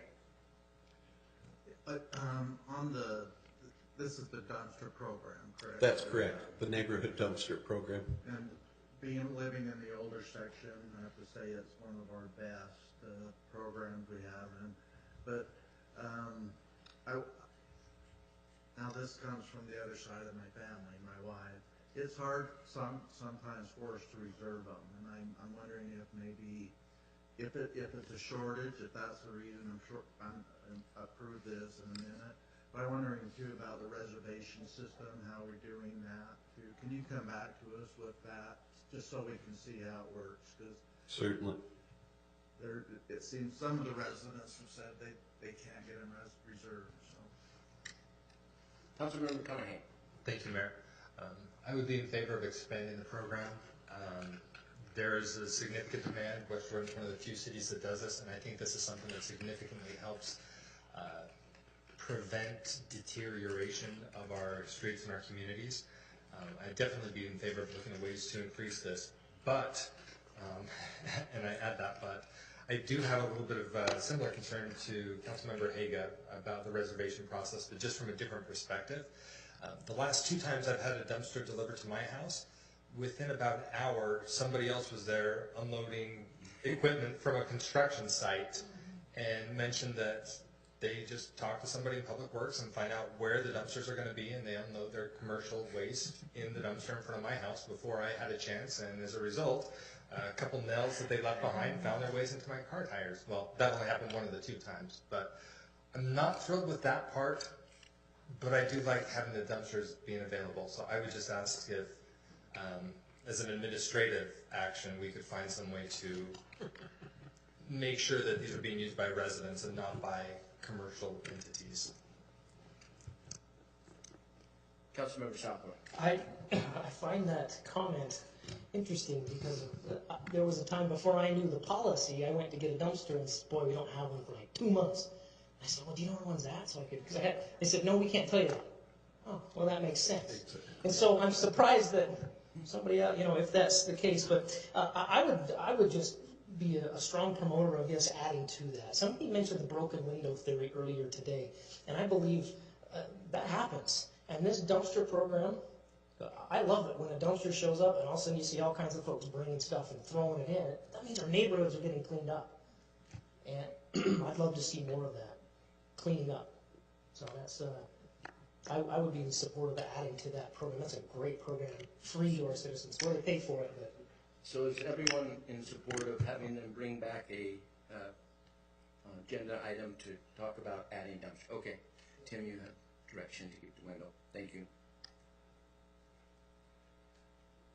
Item 9D, discussion and possible action regarding resolution 15-22, authorizing the mayor to sign an amended real estate purchase contract for the sale of the old County Library located at 1970 West, 7800 South, at the request of the purchaser, CTA. Bryce. Thank you, Mayor. This is an item that the last council meeting, council was given direction to staff to complete the sale. However, the purchaser has asked for some amendments to the sales contract. Due to that, the contract was not able to be completed in the time set forth in the resolution. As staff discussed this, we initially focused on the idea, can a resolution be amended? And we've amended resolutions over the years. However, upon further focus of the fact that there was a paragraph that stated that if it was not completed by a certain date and time, that resolution became null and void. And due to that, staff is recommending that if the council does want to continue proceeding down that road, it would be wisest and remove any possibility of challenge to just step back, make the advertisement, come back and do the public hearing over again. Then you can consider whether you want to still recognize the bid that has been placed, or if you want to go in a different direction on receiving a bid. So in the options that were given to you, option 1, I move to ratify resolution number 15-02, declaring the real estate purchase contract null and void, which is what it said, and declaring the property no longer surplus. However, what you could say is, add on to that, we direct staff to whatever you want. That could include going back and starting the advertising for a public hearing to consider the property surplus, or any other number of things that you desire to do. So what we have to reinforce is, we are sorry that we weren't able to complete that. Please tell us where you want us to go from here. Also, I'd like to point out that Mr. Dustin Erickson from CTA is here tonight. If there's any questions that you would like to ask him, he's the representative of the firm that made the one offer that we received. Any questions? Questions from council? Councilmember Haga. Bryce, I wanted to ask you a question. Just again, researching our surplus laws in our municipal code, I came across a section, and Jeff will probably be more familiar with it, that authorizes surplus property to be first looked, the city managers to allow directors of other departments to first look at that property to see if it's usable by other departments. And that's part of our code. And, I bring that up because we've been presented the green sheets, and I see a rental agreement that we want to make for a sign shop. I don't know if you're familiar with that. And I'm just thinking, well, have we thought about maybe that they may be able to use that building for their sign shop. So I'd like to maybe have the city attorney look into that law too, as far as if it is surplus, if the council body decides where to go with it, that we maybe still look in other areas of the city that it can be used, because maybe fire, police, finance, planning can use space too. So, we have not directly sent out an email or a memo to all staff saying, here's a piece of property. And the reason we didn't do that is because originally there was the communication with the council for letting the theater arts people use it. Then council gave a staff direction to prepare the actions that have been going on. Similarly, when the county worked with the city to make the transaction for the old library for the parking lot behind, I don't believe any of those things were done in that one, even though we did go through the surplus property public hearing and such. So sometimes you look back on ordinances and say, man, have we even really been following them? And so I would just encourage that if we want to hold that to the letter of the law, maybe we need to look back and see if we've been very consistent in that. But we will do what the council directs us to do. Councilmember Southworth. Thank you, Mayor. You know, the previous suggestion, I don't know that there would be any department head that would even dare say they'd want to use that based on the politics surrounding it and about the way we acquired it and its specific use. I don't know anybody touched that with a 10-foot pole, but my question has to do with, I vaguely recall in the back of my memory over the last few years, we've had multiple public hearings and resolutions that we've brought back to amend just the resolution without going through another public hearing, because we held a public hearing on the subject and we had to come back to make a small, a minor change to a resolution. And why does that not apply? And the reason I ask is we went through the public hearing, we went through all this public debate, and rightly so, and we studied that here on the dais, and we made a decision. And now on a technicality, we have to go through all of that again. I think that's a little disingenuous to the folks that came, the opinions that were spoke, and can we not bring that resolution back with just an extension on the time? Everything else can stay. Well, to answer your question, Councilmember Southworth, yes, it is true we have modified resolutions in the past, and the legal staff went back and researched those and validated that I think since, about 2008, we've done about 4 resolutions. However, there was something unique to this one resolution. There was specific language that said if it was not completed by this certain date and time, it became null and void. And the other resolutions did not have that. Now, that was done for a reason. Dave Clements, our property manager, inserted that language so that if, for some reason, it wasn't completed, it didn't just languish and leave that property hanging out there as surplus. So we would maintain that, let's just say, if the council were in a meeting 15 minutes after you approved the first resolution and said, oh, let's make an amendment to it, we would say that you would have had the legal authority to do that because the timeline hadn't gone past the null and void. And so it was just merely for this protection clause that we're recommending that to just remove any doubt, go through the process again, and then you don't have to have anybody in the public question whether or not you followed your resolution. So that's our advice. Okay. Councilmember McConaughey. Thank you, Mayor. I think my question would be more for Mr. Erickson. I'm wondering if we were to go through the process again, if that would cause an undue hardship or how that would tie into financing timelines.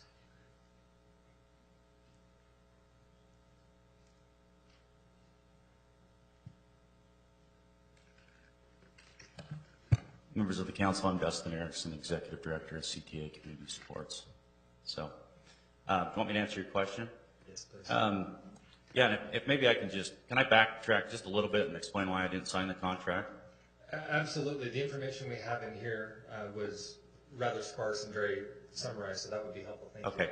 Yeah, the reason why I didn't sign it is because the contract didn't allow any period of time for due diligence. So essentially, after we met about a month ago or whenever that was on Wednesday night, I got the contract Thursday night to sign, and I had to have it in Monday by 5 p.m. And there was no period for due diligence to even have an inspection, a phase 1 environmental study, those types of things that the bank would require.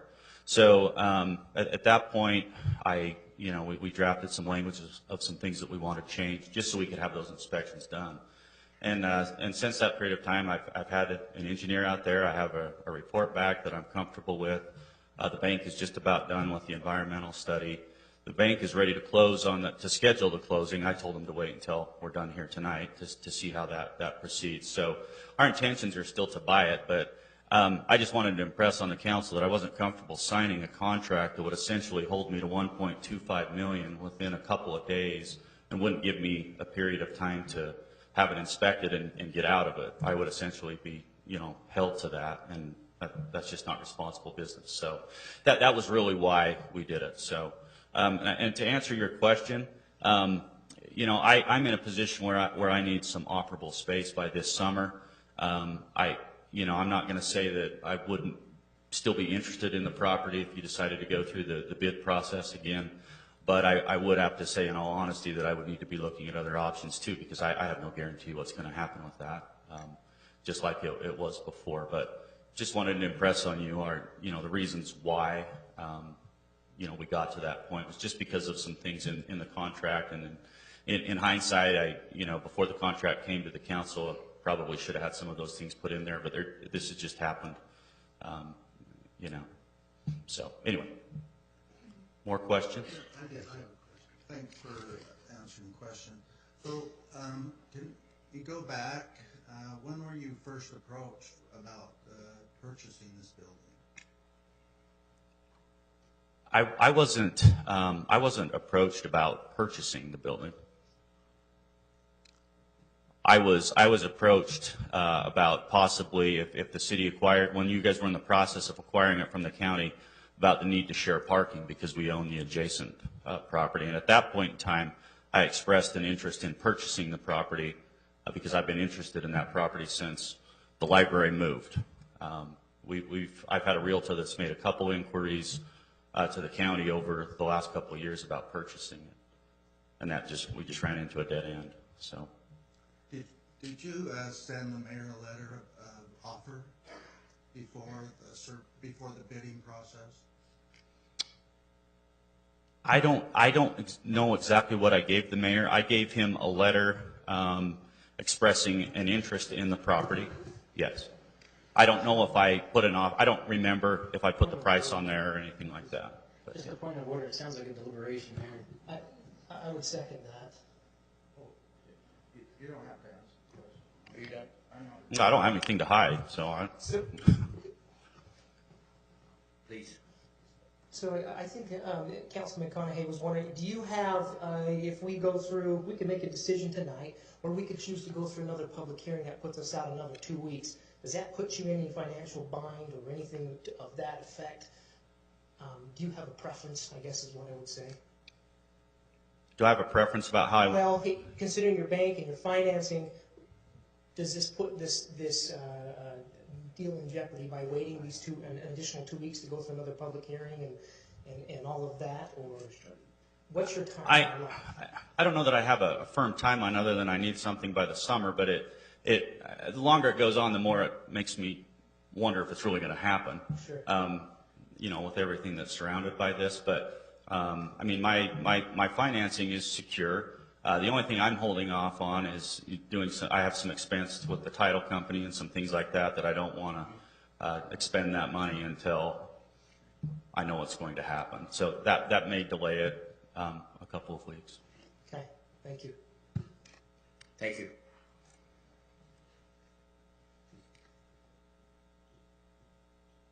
Did you have anything additional, Bryce, or just? I would like to just point out that there's a couple of elements to this. In speaking with Melanie, if you choose to direct staff to go back and start the public notice and for the public hearing, the timeline that it would require is the first meeting we could have that back would be the second meeting in February. Am I correct on that, Melanie?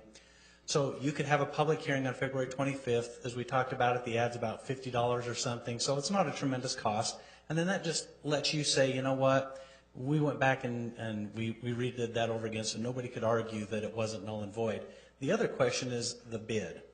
Now, you as a council have to decide, are you going to decide that the bid that was offered was done through a fair process and you're okay holding that bid?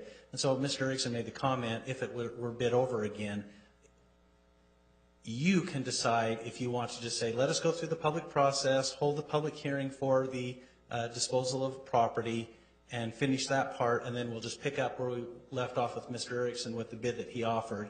Or the council could give direction that you want to go through another bid process or some other form of soliciting advertisement for the property.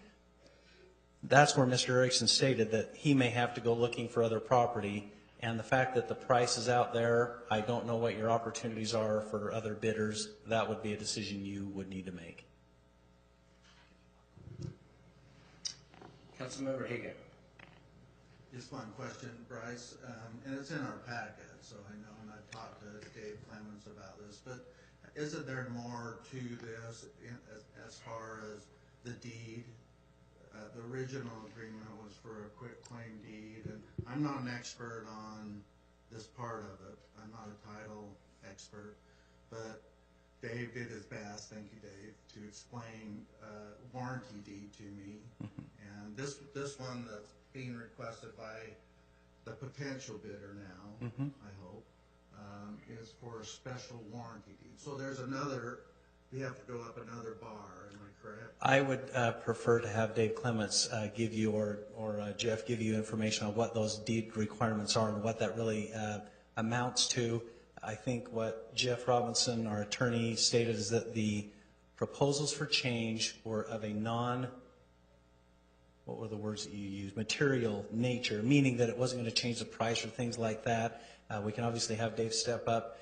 What we did do, and because of the speed that we put the first purchase together, is we didn't have time to give Mr. Erickson a chance to review the contract. We opened the bids on Monday. You had it on Wednesday.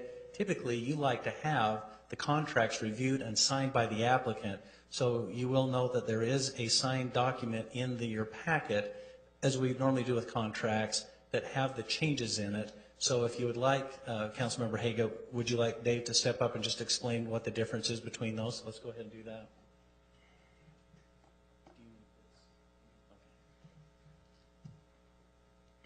So I think in the bid process, we requested that, I guess we didn't request, we just pretty much stated that the city would give a quitclaim deed to the property. A quitclaim deed simply is a deed that says, whatever I own, you get. The city hasn't owned the property for more than, 2 months now at the most? And we didn't want to make any kind of warranties of any kind because we don't really know the history of that property other than the last 2 months. So, but in working with his lender and his title company, he prefers a special warranty deed. That's not foreign to the city. We use special warranty deeds all the time. A special warranty deed simply says, in layman's terms, we're going to give you a warranty as to what we owned and only to what we owned. So as opposed to a general warranty deed which says we're warranting this property and everything about this property for its entire history. A special warranty deed says we're only warranting as to our title, which we've only held for 2 years. Or 2 months, I'm sorry, 2 months. So I mean, I agree with Jeff. It's really not material to what we're trying to accomplish. I don't have a problem with it. We use special warranty deeds all the time. I would have a problem if they asked for a general warranty deed. I would recommend against that. But given it's a special warranty deed, I don't have a problem with that. If you have any questions about the deed form or anything, I'm glad to answer those. I have a different question. As per the contract as I read it, the successful bidder had until February 4th to make inspections of whatever nature he needed and still had a ability to exit the contract up until the closing at February 4th. I don't believe that was in the original contract. In fact, I heard that the bidder's comments, and I appreciate those, but typically in a bid-style environment, there is no due diligence period. You're bidding because A, you have the money, and B, you're interested in the property. So there is no due diligence period in a bidding-style environment. If you want to do due diligence, you can do that presumably beforehand. Now, having said that, we as a city only gave 3 weeks between the advertisement and when the bid was due. So that doesn't provide a bidder a long time to provide do their due diligence. The ad did say that if they wanted to inspect the property prior to bidding, they were welcome to do that. But to the bidder's point, even inspecting the property would not have allowed him to do, let's say, an environmental phase 1 assessment. So again, in a bid-style environment, you're typically not going to do your due diligence unless you have a longer bidding period or longer bidding window open, which we just didn't provide. But Mayor, if I heard you correctly, I don't remember saying that they had an opt-out clause after signing the contract due to inspection. It's been a while since I looked at the original contract. Now, this new contract, the amended contract in your packet, did allow them, I think, until February 11, to inspect the property and then affirmatively back out before that period. Okay, thank you. Councilmember Stoker. Thank you, Mayor. You know, with whatever happens with this property, I know there's a variety of opinions with this. You know, I think from my personal standpoint, I'm just hoping to see, you know, a respectable facility within our city that our arts groups, our community, and our residents can be proud of. And I've reached out to several foundations that are interested in supporting arts facilities, and I didn't get very far. They told me that unless I bring some sort of money to the table, they won't even talk to me. And so, and I guess that's really where it comes from. You know, I know there's some interest in keeping this building. I know there's some interest in selling this building. But without some money, we cannot approach any foundations to build a respectful building for our community. I know that there's a variety of reasons we can do that. There's economic development of being able to have that kind of a facility. There's just pride in your community of doing that. You know, I've been to this facility several times, and you know, there's windows along. It's a weird triangle shape. There's windows along two sides of it, and on the third side of the triangle, there's shelves and counters and stuff. The ceilings are about 10 feet tall. If you wanted to do performances in there with a stage or with riser seating or tiered seating, you really run into the roof. And you know, we look at this facility. We see the unusual, you know, construction that's in there, the counters, the windows, the 10-foot ceilings, and when we looked at making this a performance facility, I just don't think it's suitable for that. I don't think that you can perform in that facility and be happy of your performances. There's no sound equipment in there. There's no real great way to put the lighting in there. And then you'd have to do something with the windows behind it or the counters on the other side. This building is just not suitable for a performance facility. And we can always keep it. We can use it for rehearsals. We can use it for audition, but it is not suitable for a performance facility. If the council is willing to authorize other money, I mean, I can use that money to go towards these foundations and begin having those discussions. But again, like I said, I'm just looking for an opportunity to be able to expand the pride in our community, the economic development, all the benefits from having a real arts facility in our community. And we'll just look at some sort of starting funds to be able to make that happen. Councilmember Haga. I'm prepared to make a motion, Mayor, unless there's more comments. There's more comments. Councilmember Southworth. Thank you, Mayor. I don't know to Bryce or Dave. In our packet, we have some background discussion, and it mentions here. It says that CTA did not have time to sign, notarize, and return the document to the city as specified by the date and time, but instead requested that the contract be amended as follows. And I have a number 1, 2, 3, 4, and 5. Number 3, I think, is that date the mayor mentioned that the contract was supposed to be, the closing date was February 4th. That's where that came from. But of those 5, are these suggestions from CTA or from the city? Those are the requests that CTA made to the city saying if we could make these amendments to the contract, we would be agreeing to sign it. And so those changes were actually integrated into the contract, which has the signature of CTA and Dustin Erickson in your packet. So those are acceptable to the city and have already been included? We reviewed them legally. They meet legal form. When you say are they acceptable, you as a council would have to determine whether they're acceptable. Sure. But we our evaluation of them is that they're not material changes. So being not material changes, are the dates there still reasonable? I think some time has expired since these were drafted, and I guess this might even be a question back to to the CTA again, can they meet this February 4th date that's put in there, or 11th, or whatever it is?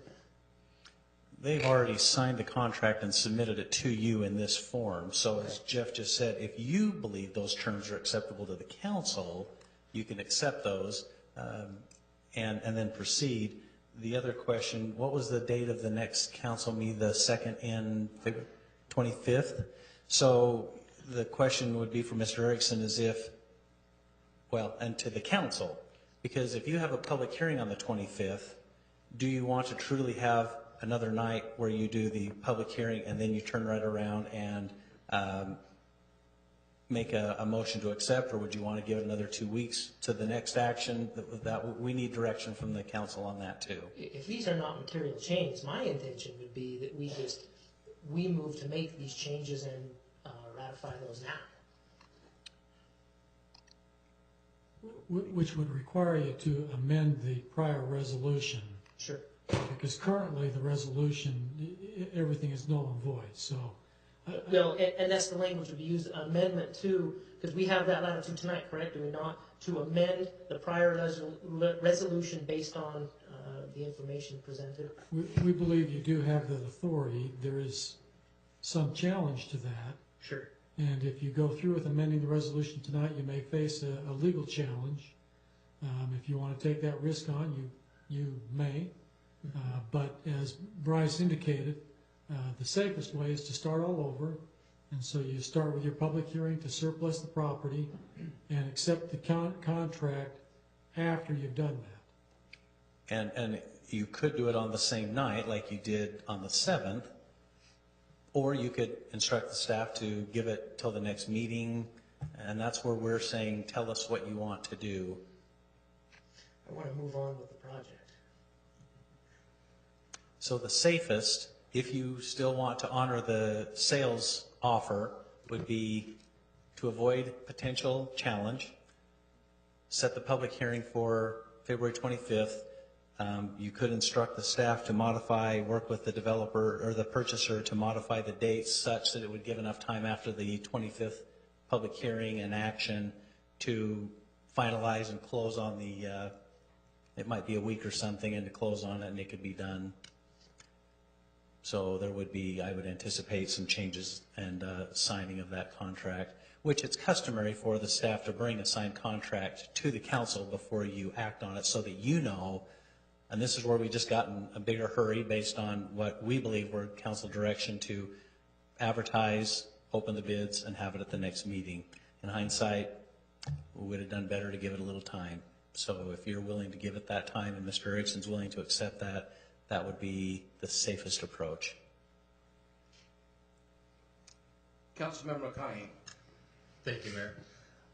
I don't really see a need to go through the bid process again. We've already done that and been through that part. I would not be opposed to going through the process of surplusing again and going through another public hearing for that part.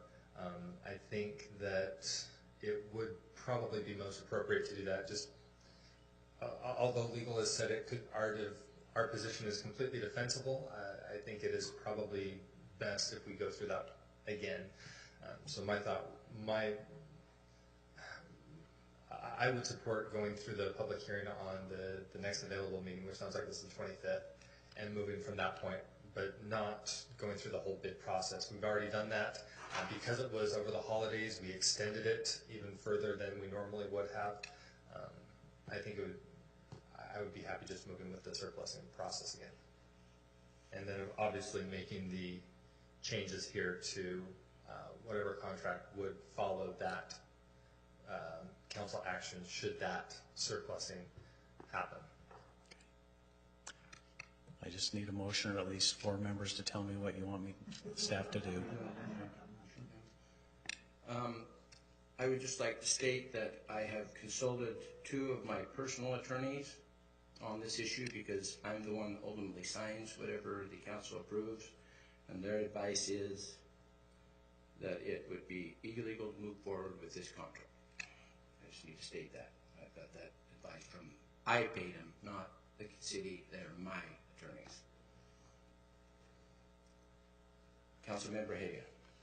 I move to ratify Resolution 1502 declaring the real estate purchase contract null and void, and the one in our packet null and void, and declaring the property no longer surplus.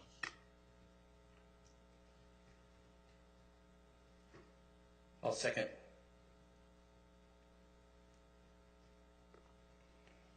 Discussion to the motion? Councilmember Hagan. I'm agreeing with the mayor from the very beginning, just for public reference. I saw these clauses, I knew they were problematic, and I sent them to our city attorney. And I think, Jeff, you received that and replied back to me that it was prescribed by the city manager that we go with different options. I don't know the council consensus really that we had as far as all these other amendments, but I would agree with the mayor. I think it's violates our code as a resolution is a direct executive order of this council body, and that clause was violated, and the clause in the clause of the date in the contract was violated, and it perpetuated the contract null and void. And so that's why I make this motion, and of course I'm in favor. Let's vote. Yes. Quick, a little clarification. Councilman McConaughey mentioned going back to a public hearing. I welcome that. Putting the property up for surplus again, if that's what we need to do. But I don't think we need to go through the bidding process. Is that what we're anticipating with this motion? Or what is this motion? No, this just not declare it surplus, so I would say you could make another motion to begin the surplus property. That would be the cleanest way. Then if this passes, then to make a separate motion to have a public hearing to declare the property surplus. This is taking the resolution, I think. And making it null and void. Making that, then a new motion could be made to have it come back on a future agenda. Do we need to go through that? What I'm saying is the intention, I believe, is to bring this back. So do we need to take that step to go that far? Well, that's up to the council. I told you my advice. Mr. Robinson has some thoughts. Please. I guess Dave and I talked a little bit off the side here, and I guess we're just, although this doesn't go to the motion that's been made, I mean, you can proceed with that motion, but if you decide to go forward with another public hearing, I'd like to take some time and look at the bid process and be confident that you can just rely on the past bid process. If this motion passes, I think you clearly have to start the public hearing over to surplus. And I'd like some time to look at the bid process and see if we can really rely on the prior bid or whether we have to go through the bid process again.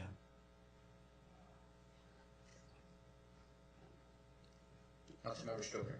I might just have a clarifying question for the motion. In addition to the option 1 that was presented in our packet, Councilmember Haga mentioned about rejecting the contract, the proposed contract that was suggested in our packet, and I'm wondering what that means. Does it mean anything? I mean, it's not technically a resolution. Currently, the contract that is attached to the staff report, it has not been approved by anybody, and so it's doesn't have any effect right now anyway. Okay, but if that particular contract were to in our sure. In our packet, there's just a contract that's signed by the bidder, and so it really doesn't coordinate with what we passed last council meeting. It was a different contract. That's true. It is a different contract, and so it would, if we allow legal to review the validity of the bid, and let's give him time to do that, then you would at a future time have to ratify or approve a new resolution. I would propose we just pass it as a whole new resolution number to avoid any confusion. So if it requires a new resolution to do a revised contract in the first place, I guess I would prefer to see that language not in the motion about any future contracts. Was there language in the motion about a future contract or the existing contract? The one that was approved on the 7th, and then the one that's proposed in the packet, because the buyer signed it. That's the way I understood the motion. Not any future ones that could come back on the 25th or future down the road, just the one that was on the 7th that was approved by the council, and the one that's in the packet for tonight. But if the one in the packet comes back word for word on the 27th or whatever, have we already pre-denied it?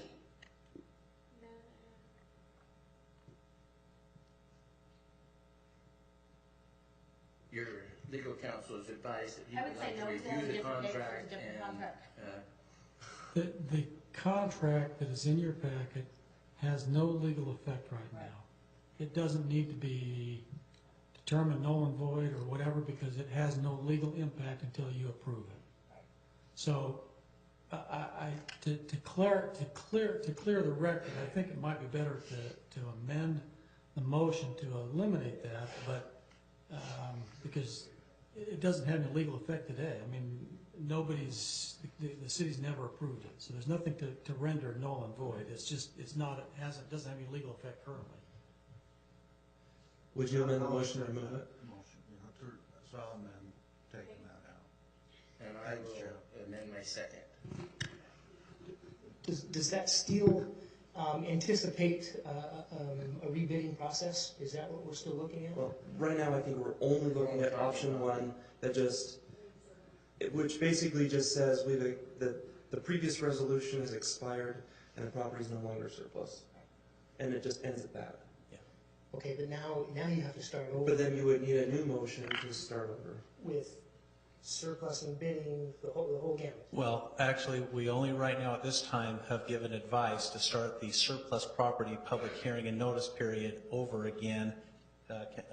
Our attorney, Jeff Robinson, has asked for some time to review the validity of the current bid that you have, or whether, based on language in the resolutions or things like that, you would need to start over again. So we can't answer the second portion. Do we have to go through the bid process again? If you'll allow that review, we'll get you a response.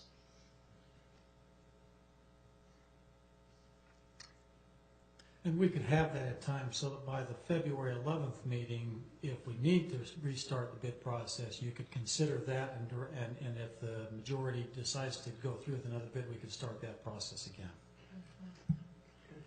I'm going to call the question. We got a long agenda yet tonight. Let's vote on that. So just to clarify, we're looking at option 1 pretty much as it's written As in the written, packet? correct. As written. Okay. Councilmember Salford? No. Councilmember Pahe? No. Councilmember Hanson? No. Councilmember Stoker? Can I say pass? Nope. Can't. That's why you get paid the big bucks. I'll say no. Councilmember Haga? Yes. Councilmember Nichols? Yes. Mayor Rolfe? Yes. Vote fails 3-4.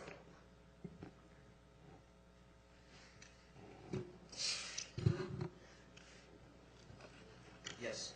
Councilmember Stoker. I have a different motion that I would propose. I would move that we accept the language of resolution number 15-02, which expires the contract, and declare that the property is no longer surplus, but that we move forward with a new surplusing, a new public hearing to determine the surplus of the property, and to direct staff to examine the validity of the bidding process. I'll second. We have a motion by Councilmember Stoker and a second by Mayor Rolfe. Discussion of the motion. You were first. Councilmember McConaughey. Thank you, Mayor. I had tried to get my light going for a while now, but Okay, sorry, I was looking this direction. no worries, no worries. My questions were kind of twofold. Number one, I was wondering why we needed to have that first motion to dissolve or to nullify what was done before. I thought the time that passed already would have done Well, this. and just to clarify, in my motion, I didn't ratify the resolution, I didn't nullify it, I just said accept the consequences of the termination language. Okay. I'm okay with that one. Then my second thought was, when we started this process originally, we started off with the bidding process before we even did the surplusing process. So I'm wondering why there would be any question as why we would possibly even need to go back to the bidding process again, because that's we're just fixing the surplusing part. But if that's the case, does it make sense to, well, May I explain? Absolutely. It's been a long time since I reviewed the bid itself, and I want to read the terms of the bid and make sure there's nothing in the bid that would somehow invalidate the bid because we didn't ever go through with the contract. So that's essentially what I want to look at. Can you also walk me through the timeline? If we were to go back to the very start and start with the bidding process and then the surplus process, what that timeline would look like versus the timeline of just going through the surplus process again? Well, the soonest you could have a public hearing would be the 25th. Would that be for? That's for surplusing the property. So we could go out to bid. If we were to go to bid first, how soon could that happen? So what I was saying is that we could have a determination regarding the bidding process for you by the 11th of February, so that on the 11th of February, if you wanted to direct us to go bid, if we needed a new bid, you could give us that direction on the 11th, which means we could then redo the bid process immediately after the 11th. And we left it out. We left it open. I can't remember how long we left it. About 3 weeks, wasn't it? About 3 weeks. So approximately 3 weeks after the 11th, approximately, you'd have the bid process, the bids in. That falls, sometime shortly after the 25th, after you have your hearing on the surplus. So assuming that the property is surplus on the 25th, you'd be prepared to close the contract after the bid, depending on what bids you get. Okay, so I'm trying to see this a little bit differently. So we don't necessarily have to do bidding process, conclude that, and then move on to the surplusing process. These are things that could run concurrently, so we're not necessarily wasting time by waiting until the 11th. Yes, that's correct. That's what we did before, and we're still confident that you can run those things simultaneously, as long as the contract is not closed and the sale closed before the property has been surplus. Because if you have a hearing on the 25th and it is not surplus, you could not go through with that sale. All right, thank you. And where my line of questioning was coming from is concern for the timeline, because frankly I was hoping originally when we started this process that at this meeting we would be accepting a bid from an architect to build a new building, or at least sending that out, not stuck right here. So timeliness for the potential buyer as well as timeliness for getting something new under construction, because I'd really like to see that well underway. Bryce Allen, that's a totally different item. So I just wanted to point out the minimum, Dave Clemens just pointed out the minimum is 1 advertisement and 10 days. We went longer because council gave us that direction. And again, if it's determined that we do need to rebid it, we would ask for the council at that meeting on the 11th to give us a full spectrum of what your anticipation is for that bidding, the way we did it before or some other method. So. Can I interject a little bit? Our city code states that we are not to open a bid. It has to be advertised, and it shouldn't be opened no sooner than 2 weeks after the date it's in the paper. Not 10 days, 2 weeks. 14 days. Correct. Well, we'll look at the code. We'll follow the code. And either way, to clarify my motion, the last part of it where we're directing staff to evaluate the legality of the bids, the point of that is to make sure that the I's are dotted and the T's are crossed, and they have a time to make sure that the process is legal and lawful, so that we don't have any hiccups in the future. Mayor, I think I need a point of clarification, so I know, because it's a convoluted motion. I want to just, would you restate it one more time, Councilman? I can restate it as best I can. Melanie, you can correct me if I got it. Okay. So I'm going to try to restate this. I move that we accept the consequences of the deadline as established in resolution number 15-02, and that we declare the property no longer surplus, and that we proceed to have a new public hearing regarding the surplusing of the property on our February 25th date. And in the meantime, direct staff to evaluate the process of bidding so that we are going through a legal and lawful process. Second. It's already been second. But if I change the word, that... Okay, I still... can we vote? I'm going to oppose this motion still. I would personally would like to see this real estate property sold like property we buy, and that is through broker, through offers, and I guess I was taught, if you do things right the first time, haste makes waste. This is 1.25 million dollars of our taxpayers' money, or in a building in real estate. And I think it deserves proper advertising through MLS, so we can open it up to anybody. We might even get somebody that wants to put retail in there, and then we would get tax increments. So I'm going to oppose this motion because I'm more concerned about, we're still not thinking it out because we're trying to accommodate one buyer, and so I'm going to oppose this motion. I call the question. Councilmember Hanson? Yes. Mayor Rolfe? Yes. Councilmember Southworth? No. Councilmember McConaughey? Aye. Councilmember Haga? No. Councilmember Nichols? Yes. Councilmember Stoker? Yes. The vote passes 5-2 in favor. Thank you. Thank you. Would anybody propose to have a 5-minute recess, please? I'll do that. Just real quickly though, if we could, while we have the applicant here or the buyer here, I think, I don't know, I can't express for everybody, but my own opinion was that with all haste, we move this forward. We do it right, but we have no intention of backing out. At least I do not have any intention of backing out of what we agreed to do already. And with that, I would move to take a 5-minute break. Second to both the settlements regarding the action and the recess. All in favor? Aye. 5 minutes only. We still got a long ways to go.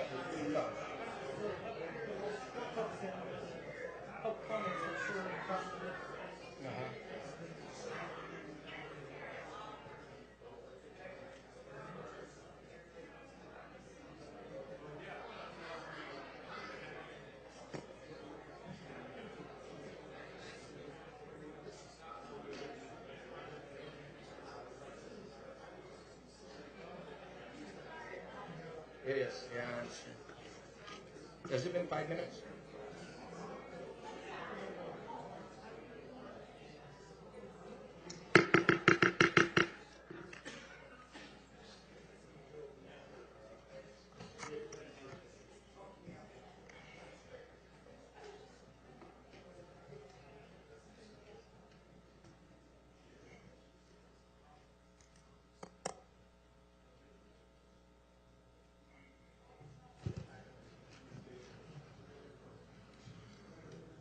While we're waiting for the other council members to take their seat, I just wanted to note that House Bill 93 did not get out of committee. Oh. Cross that one off the list. Already? Cross that one off the list. Well, it would take the speaker to bring it back now. Well, could it come, it can go back for amendments, right? Well, and it could come back as a different version. Right. So, anyway, just update. Okay, item 9E, discussion and possible action regarding ordinance 15-02, amending the 2009 municipal code, Title 3 and Title 8 regarding the facility use policy. And Rice is gone.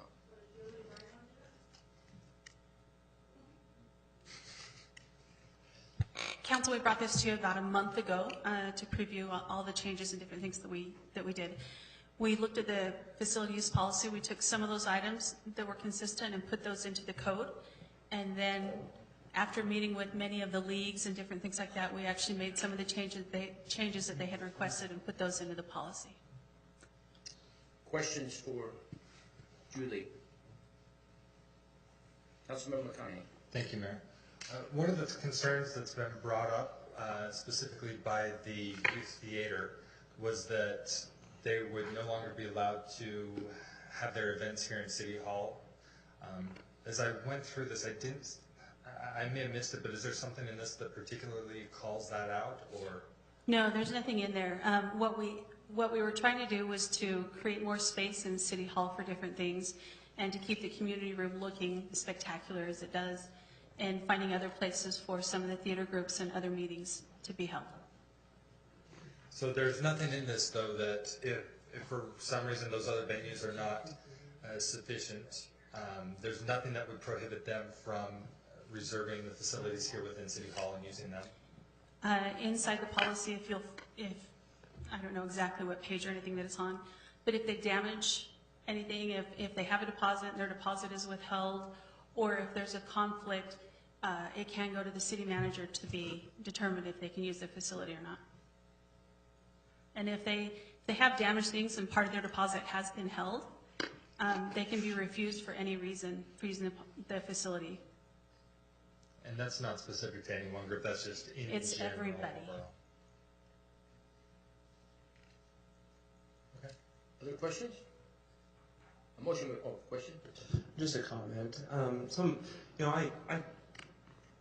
I posed this question to several members of the community about whether or not we should do stuff to protect City Hall or whatever. And the general feedback I got is it's a community room. It should be available to the community. But then, just this morning, I was able to kind of walk the building with Jim Writing, and there are dents and dinks and scratches and stuff that just happen all over the place. And so I want the community to be able to use the building, but then also want to kind of protect the building so it's nice for moving forward. And I don't know if that means supervising youth groups or restricting how late they can run or what, but I want to make sure our building stays nice, but we still allow the community to use the building. Mayor, if I may. Yes, please.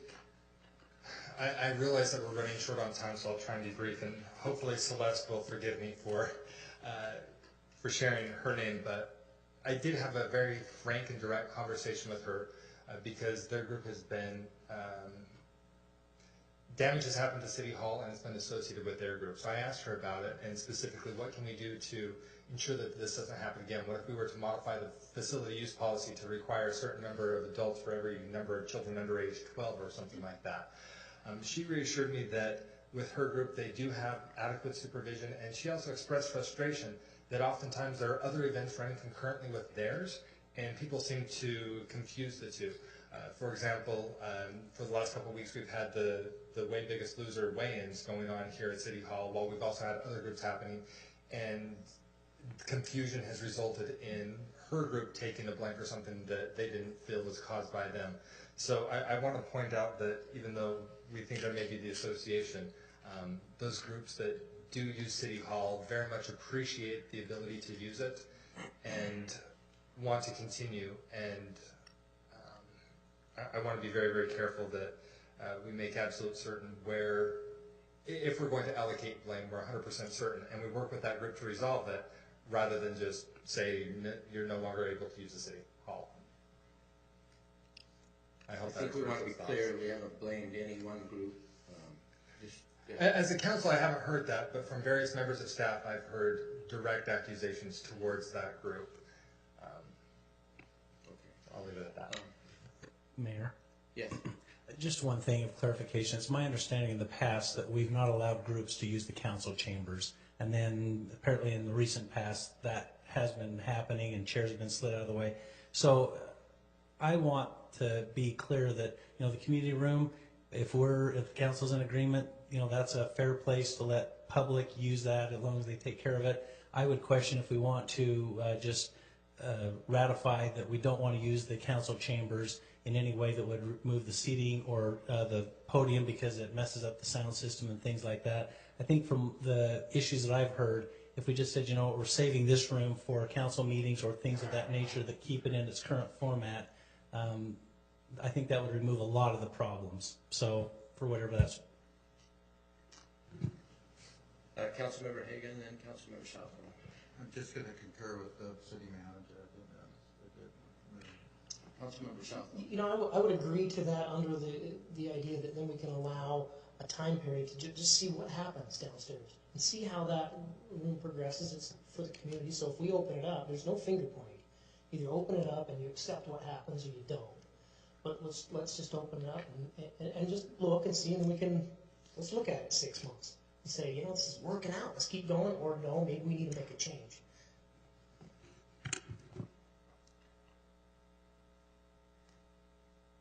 Anybody with recommendation, action?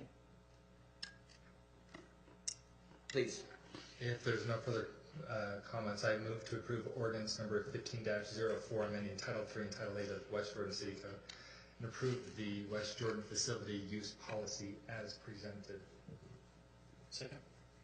Got a motion by Councilmember McConaughey and a second by Councilmember Nichols. Discussion? Seeing none, let's vote. Councilmember Stoker? Yes. Councilmember Southward? Aye. Mayor Rawl? Yes. Councilmember Nichols? Yes. Councilmember Hanson? Yes. Councilmember Haga? Yes. Councilmember McConaughey? Aye. What passes 7 in favor? And Mayor, can I just confirm with the council, do I have your support in doing what I said about this chambers? Thank you. You also have the authorization of the ordinance to, if there's damage done, you have that authority as well.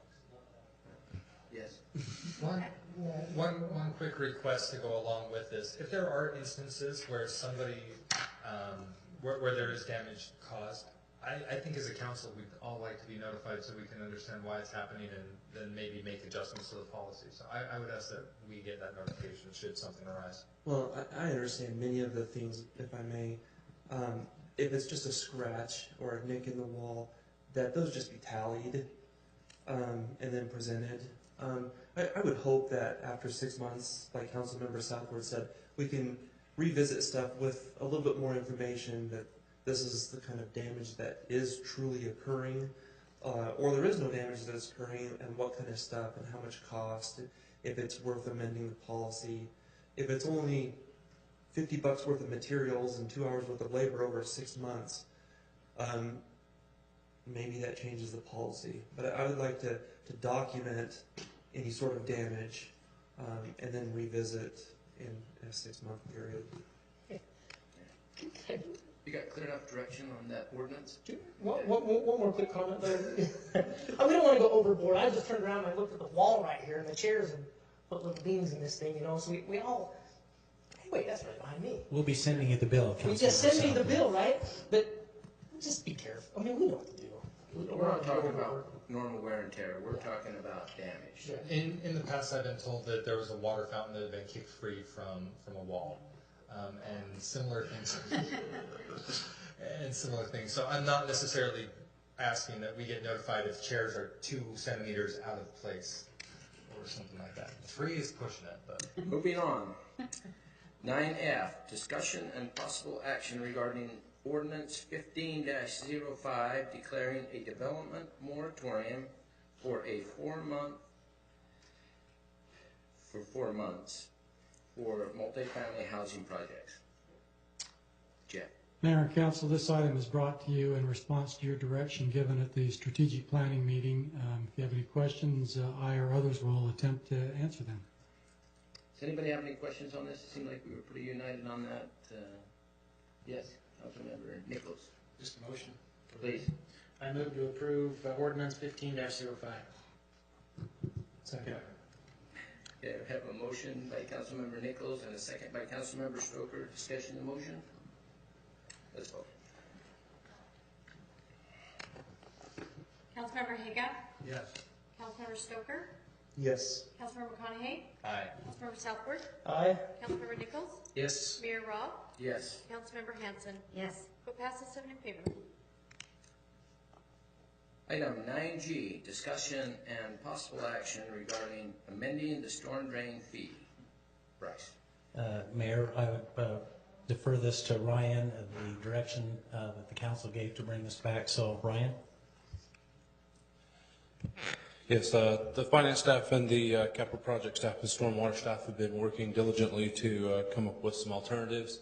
We've discussed this over the last few months, and what we've brought to you is, by direction of council, we brought you 3 options in order to raise the stormwater fee. Of course, the 4th option is to do nothing at all. But we open it up to any questions, and hopefully the information that was provided is what the council had asked us to provide, and it is sufficient for that. And any questions in regards to that? Questions from council?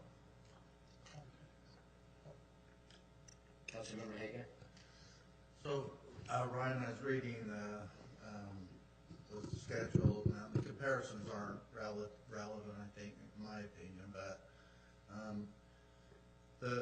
the business fees. Now, you know, I actually was talking to a city councilman at the league today, and their numbers are a lot higher than ours are on the impervious areas of business on these fees. Have you addressed the comparison between residents and business non-pervious areas? What we did was we actually looked at the other cities, and that was an interesting question because other cities do charge on impervious space. We charge on total space. So what we tried to do in that last paragraph was kind of do an apples to apples comparison on what we considered. So we took one of our kind of big box businesses and converted their stuff to impervious space. And we did show that all 3 of our options would still be lower than any other city in the valley for that business. So if that same business were to go to another city, we would be less than all of those others. And that's what that last paragraph kind of explains. So we did look at that as we went through. Most places do an impervious space of about 2,500 to 3,500 square feet. Like I said, ours right now is a quarter acre at about 10,860 square feet is a quarter acre, more or less. As we looked at this one, about 77% of this space, this 10-acre space, was impervious space. So that basically made it on our thing. We were around feet of impervious space is what we were charging for, so we are much higher in that regard as to other cities. And then just one last question. I'm not, if you don't know, it's okay. If the council votes to approve this motion, how much revenue would that generate? It would generate, depending on which option you use, the lower option would give you about $850,000 per year in revenue. The higher option would give you $1.3 million.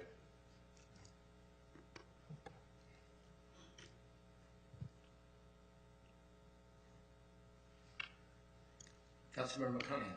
Thank you, Mayor. Not so much questions, rather comments. So I guess I'll defer. If anyone else has questions for Ryan first, otherwise I'll share my comments. And since no one's saying anything, I'll jump into my comments. I did a little bit of homework in addition to what was provided in the staff report. Ryan, I very much appreciate you sharing the rates from the other neighboring municipalities. I didn't see the square footage for their ERU equivalents, which you just commented on. So I did call around and I got that. And it was really pretty eye-opening. As Ryan mentioned, right now, well, let me back up a little. No, I'll just run with this. So right now, we're at a quarter acre, which is 10,890 square feet. And that's what we're charging. And then if a business has 4 acres, they're charged 4 ERUs. The way other cities have done this has been very different. I like the way Riverton did this, where what they did is they took 250 random homes and using aerial photography, they measured out the impervious area. And then from those random 250 homes, they came up with an average, which was 2,744 square feet of impervious area per household. And then they figured out what the fee is and said, okay, this is what we're going to charge homeowners.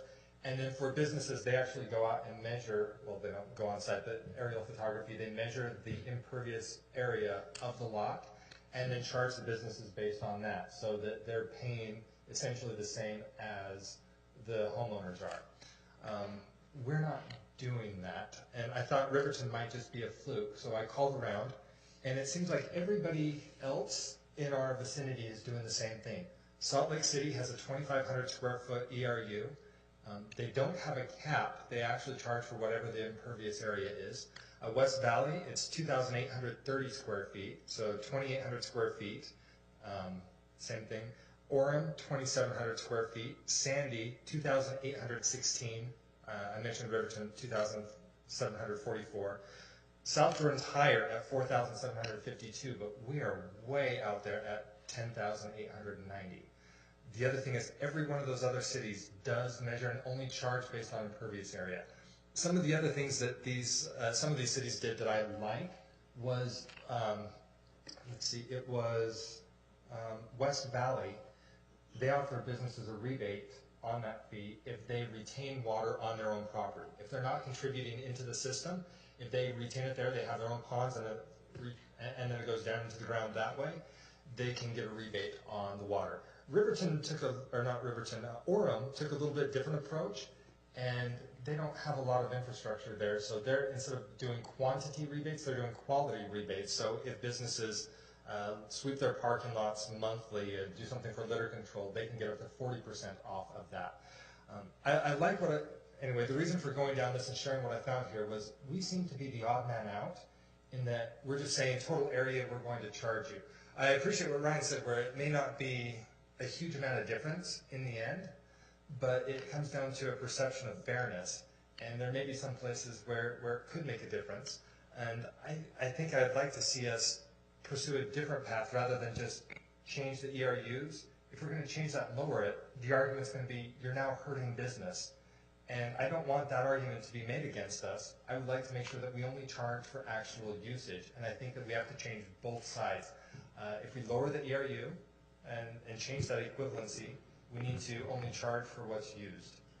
And then we also have the separate conversation of the rate, and I would like the rate to be driven based on bonding needs. So if by making that change, we're no longer looking $6, we're looking $5.50, $5.25, something like that, I would like to see staff come back with an option like that rather than pass this one tonight. Because tonight I feel like we're still disproportionately heavy weighted on the residents because we're not paying for actual usage. Councilmember Stoker. I just wanted to offer some clarification with regards to the Salt Lake City rate. I happen to know a few things about that. It's true that the ERU is 2,500 square feet, and they charge businesses this $2,500 per square feet, which is equivalent to the impervious area of a house. But, and I'm only speaking about Salt Lake City. I don't know what the other municipalities do. There is up to a 70% discount if they are detaining their water on their property, where the typical resident isn't doing that. And in Salt Lake City, there are several businesses that don't detain their water, and so there are some that are paying a really high stormwater rate. And so when we look at this, we look at a 6,000 square feet for an ERU. I think it almost gets a little more comparable to Salt Lake City if they were at 2,500, but getting a 70% discount with their detention. So I just wanted to offer that clarification because I know it's back to me. We need a motion, just. That's exactly right. Please. I move that we suspend the rules to allow the meeting to extend beyond 9 o'clock. Second. I have a motion and a second. Amended motion to allow the meeting to extend no longer than 10 o'clock. Okay. No longer than. Yeah, I'll accept it, sorry. Okay, we have a motion by Councilmember McConaughey, a second by Councilmember Nichols. All in favor? Aye. Aye. Any opposed? Motion carries. Okay, back to the discussion.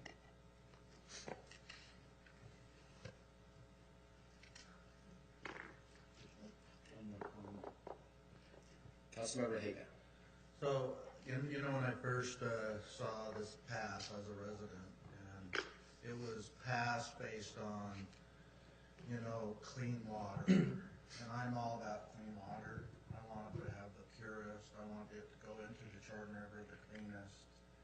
And, you know, and of course, the EPA requires certain requirements. It was more about keeping the water that comes out off our non-pervious areas clean, keeping our storm waters that we have existing clean. And the councils and the staff have done a good job by, you know, buying cameras, inspections, things like that. In the last few years, and I just calculate, I might be off, but you've almost doubled this. And from an older neighborhood like mine, where I have multiple retired folks, this is a lot of money. So that's all I'm going to say about it. It's a tax increase, it's a fee, and even on business, I think it's a disincentive coming to our city to raise it this time. Thanks. Did you want?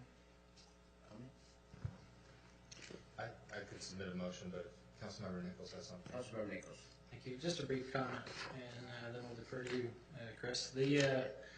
Just another point. Steve Jones, I hope you don't mind me putting you on the spot, but something you mentioned earlier, it's just something I think we should address because it's just kind of out there, and it's the fact he made an interesting argument that what's more important is that we do the right thing, not that we compare to our cities, and I do agree with that.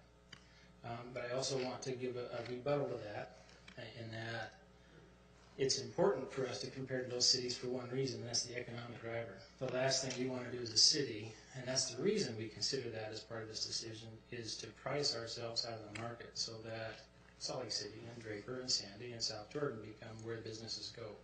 We're really watching out, not just for them, and homeowners too. We're trying to make sure that it's livable, but we want to make sure, at least from my viewpoint, we come up with the right solution that's a long-term solution that figures our capital, and that's where I'm absolutely full on board with you. We absolutely need to make sure that the capital overlay requirements that we have, or the capital outlay requirements that we have is covered in the long term. Councilmember McConaughey. Thank you, Mayor. Instead of making a motion to approve any of these options tonight, I would instead move that we direct staff to bring back options for changing the stormwater structure, specifically for the ERU equivalency, to something that more closely mirrors what our neighboring cities are doing, and also include a discount component for those businesses and bring that back for our council consideration, along with the amended rates. We have a motion, Councilmember McConaughey, Second. and a second by Councilmember Nichols. If I could, Mayor, just really quickly, the cap is what we do for that discount rate. That's why we have the cap. So when we go to only ADRUs, that cap is extending the discount rate to those who retain water on their own facility. That's what the purpose is of the cap, just so you're aware of that as we go. And in my mind, that would be changed. None of the other cities have a cap. It's just charged based on the usage. And then, although it wasn't part of the motion, I emailed this over to you, so you have contact names and phone numbers, but I'd encourage you to look at West Valley's discount program. I think that was the most appropriate, so that those who do retain water, we can leverage what they've already done and apply that, and then bring that back for consideration. I think that would be fair. Sorry, Councilmember Southworth looked like his had a comment earlier. Just your incentives, if it clear, when you talked about Orem City, that kind of perked my ears. You're going beyond retention, but really attacking the pollutants that get into it. I think that's a great idea. That makes our city cleaner as well. I do approve looking at that. I thought that was a little out of place because most of those things are required by law anyway. I brought it up because they did that as a discount program, but I don't know that I like the idea of giving incentive for following the law. I just had one comment. I would speak against the motion only because I think that the stormwater fee is not what needs to be addressed. I think the impact fees, the new developments is what need to be addressed. I'm comfortable with the existing storm drain fee. I think we need to revisit the impact fee for the future building. I think most of our problems are caused by the impact of new development, including the flooding that's existing in several places in our city. Let's vote. Councilmember McConaughey? Aye. Councilmember Hanson? Aye. Councilmember Haga? No. Mayor Robb? No. Councilmember Southworth? Aye. Councilmember Stoker? Yes. Councilmember Nichols? Yes. Vote passes 5-2 in favor. Thank you. 9H, discussion and possible action regarding Resolution 15-04, establishing a policy on hiring practices for the city of West Jordan. Bryce. Council, we had this discussion at the last meeting. There's been some interaction with some of the council members on this language that's been brought before you. I want to stress that per the direction that was given at the last council, the text that's in the actual resolution is the direction that we were given, so we followed through on that. But then there's another version below that of the one that was considered and had input from several sources on the council. So any questions or direction you want to give staff? Question for council. So that new one is what we see as option 3. That's correct, the one that the council and myself and staff have worked on as an alternative.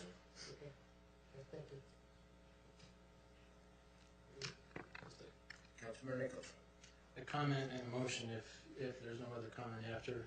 Just that I'm partly to blame for option 3, and I'm sorry to convolute the issue. But after some conversation after the following meeting, I thought this would be kind of fitting the spirit of our conversation in the last meeting. And that was creating some verbiage in the hiring policy that does 2 things. Provides latitude and it simplifies the text. Really, it's all about providing the HR and the department heads the ability to make the best staffing decisions possible for their departments. Provides latitude either way. It also provides for the city manager to get involved if he deems necessary, which also really stands from us as a council. If we don't like it, we can let Bryce know and he can take care of that. I think it was the best overall solution, and so you can throw the daggers at me. That's why we have option 3, and that's what I'd be supporting. If there's no other comment, I'd be prepared for a motion. Please. I move that we adopt resolution 15-04 using, what did we call that, number 3? Option 3. Option 3. Second. We have a motion by Councilmember Nichols and a second by Councilmember Southworth. Discussion. Councilmember McConaughey.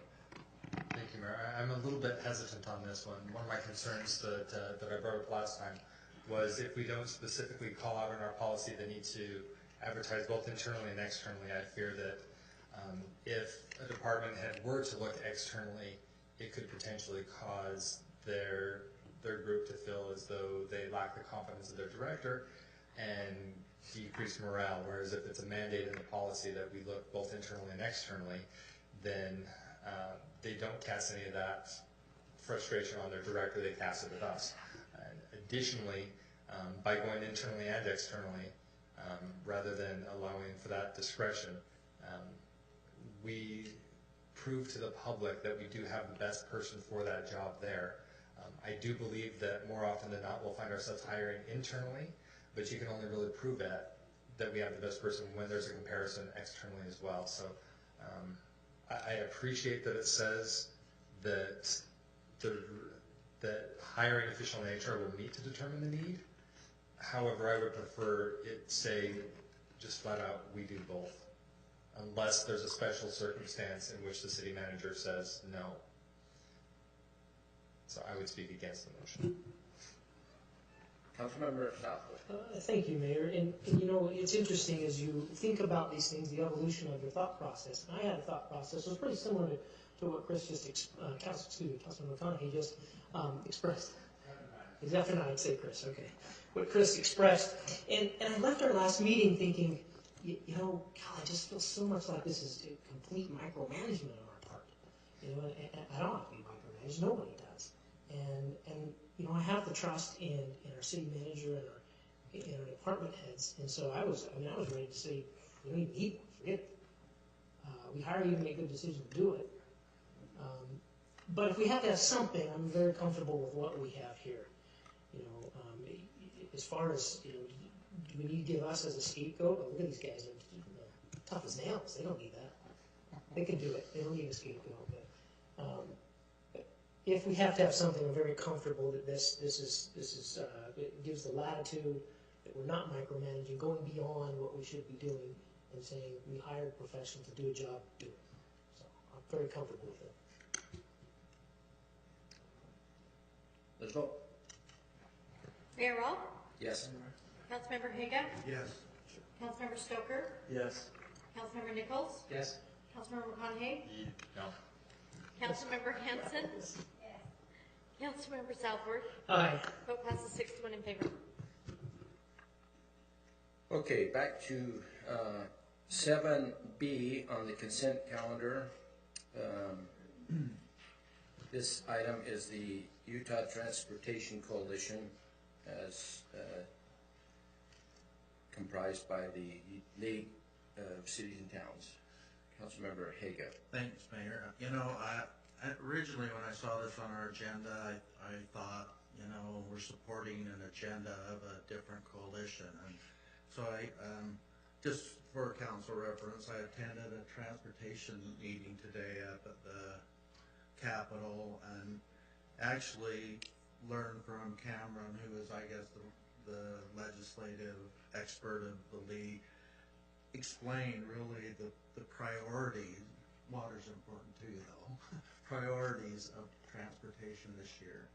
In fact, the legislature has the governor, the Senate, and the House all have different opposing ideas of how they want to approach transportation. But all of us agree that we need better roads. So I just wanted to bring this out and encourage us as a council, because I think if any of these pass, one of the big obstacles will be how it's appropriated. And because some of the other cities, and you'll have to delve into the details yourself, but it's a lot of money. It's for the B and C roads, and so I move to approve this, and we fund the $3,000 for this coalition, but encourage the council to sit at the table with us. It's an important issue. So I made a motion, but. We have a motion? I'll second it, and then I have a comment. Please. We have a motion by Councilmember Haga and a second by Councilmember Stoker. Now. This kind of coalition came out of the Council of Governments meeting, where they all gathered together, and all of the municipalities that are in the Salt Lake Valley all recognize that there is a problem when it comes to funding the B and C roads. And I don't think you can get 4 people in the room to agree on what the solution is. But every single person in there agrees that there needs to be some reform to the way that's funded.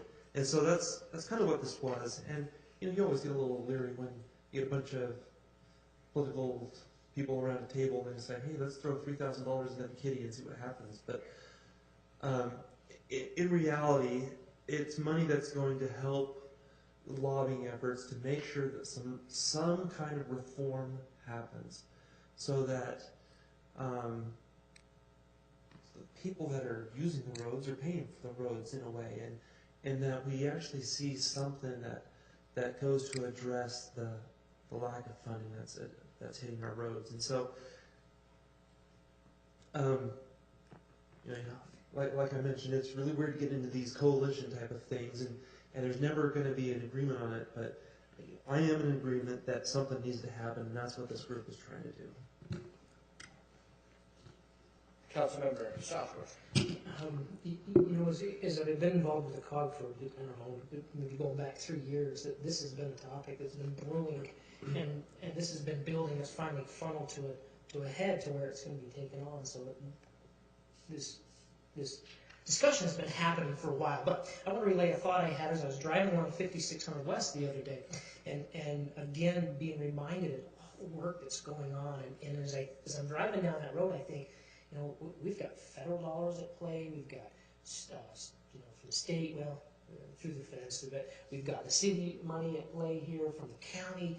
And it was just a reminder that as council members, and maybe it's a reflection as I look towards next year, and I won't be running again, those who remain to remember what it took to get to that point, to bring all those dollars to focus them in on these projects. And it's a long fight, and it's multi-focus or pronged, and there's we've got to have a lot of really think about this strategically, and this is part of it. Because what's going to happen when you get into a coalition like this, you're going to have the trucking industry pushing for something, and roads, and you're going to have mass transit wanting something, and the trails people are going to want something. So it's up to us to try to be engaged, so that we get what we need. And then also, once the money's there, to keep fighting for our share of that, to bring all these pieces together so we can continue these big projects in 90 South, 56 West, 1300 West, all this stuff. So I think this is worthwhile. I will support the motion as long as they don't kick the can back to us to do a local option sales tax. I want it to be statewide. I want the legislators to decide how they're going to address this problem. So. And Mayor, we will continue to carry that message to them as we work with them. Any other? Let's vote. Councilmember Southworth? Aye. Councilmember McConaughey? Aye. Councilmember Hanson? Councilmember Stoker? Yes. Councilmember Hagan? Yes. Councilmember Nichols? Yes. Mayor Roth? Yes. Vote passes 7 in favor. Item 7C, approve resolution 15-01, authorizing the mayor to execute a contract with Cody Eckert Construction for removal and upsizing of the road culverts along Bingham Creek at 1300 West and 40th West in the amount not to exceed $1,139,330. And I pulled this item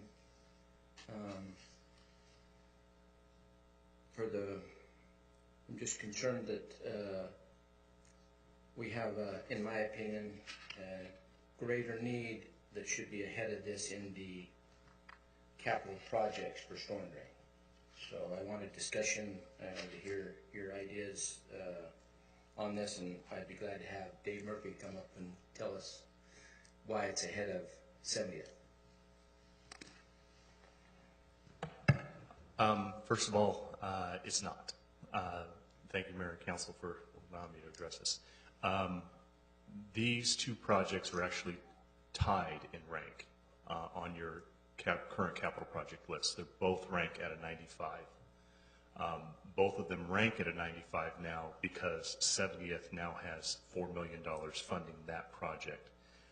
That $4 million is not being tapped for this project. This project already had budgeted money of $400,000 plus savings that we had off of the dry wash detention project, which you allocated a year and a half ago, $2 million for.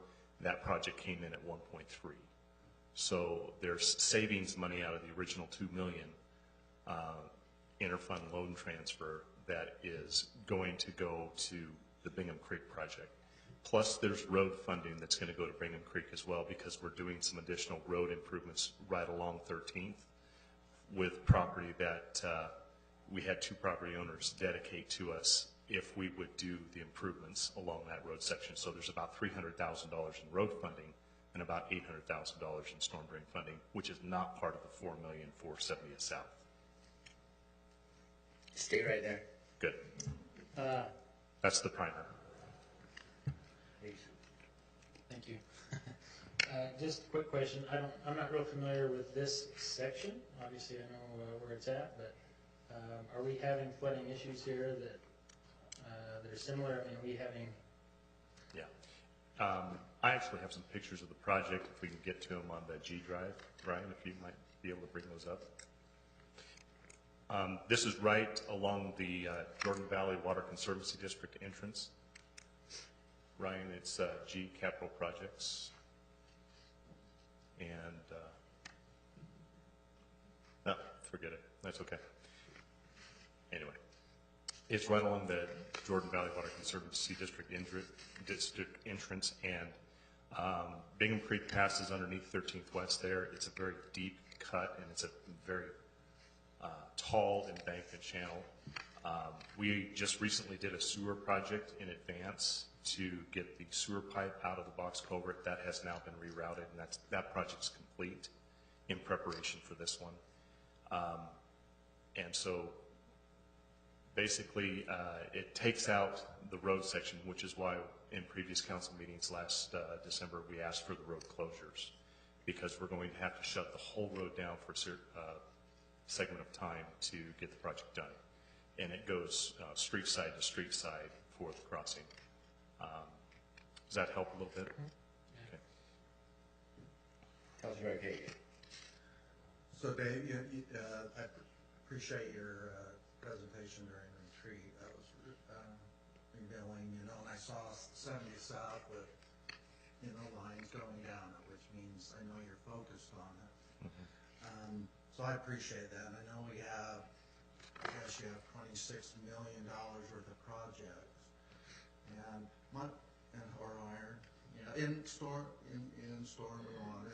About $9 million in storm. But, on this particular situation, now this is the policy side, I think, of our city, is not that you're not doing a good job, because I think you are. I think you have all our projects lined up, ready to go. But I think we have an emergency. I think we have an emergency in Constitution, and whether it's ranked or not, I know we talked about emergencies at a staff meeting, and that should always be, singled out. And right. So my only comment really to you as our engineer is try to figure something out to get things done faster on 70 South. That's all I would ask. And that's why I think this has come out, is because residents are wondering why we're doing this. Right. One of the main reasons we are still ranking Bingham Creek equal to 70th South at this stage is because the box culvert is failing. It has exposed rebar, and underneath the box there is a piping failure underneath the box where it's being undermined right now. I cannot tell you how long it's going to stay that way. I cannot tell you if it's going to perform in an earthquake. My guess is it's going to subside and take the road and perhaps take a 20-inch high-pressure gas line.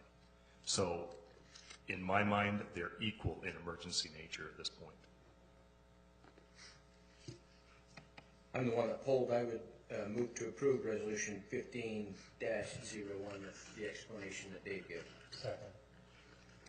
I have a motion by Mayor Rolfe and a second by Councilmember McConaughey. Discussion? Seeing none, let's roll. Mayor Rolfe, Yes. Councilmember Nichols, Yes. Councilmember Haga, Yes. Councilmember Stoker, Yes. Councilmember Hanson, Yes. Councilmember McConaughey, Aye. Councilmember Southworth. Aye. Vote passes 7 in favor. Okay, last item on the consent calendar, J.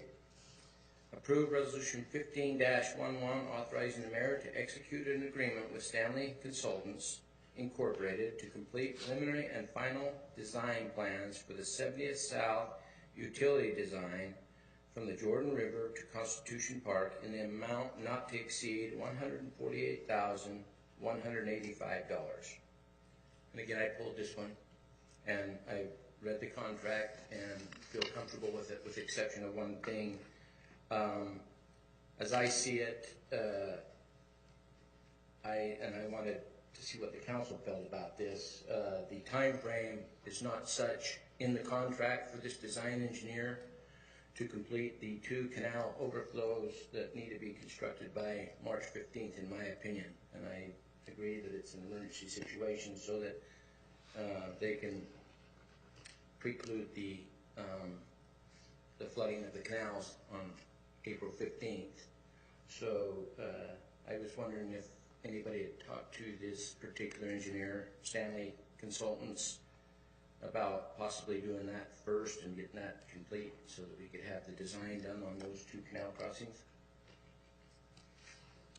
That's a great question. We can talk to them about that in the scope as we go through it. I need to make sure that you were clarified on one point here. It says preliminary and final design.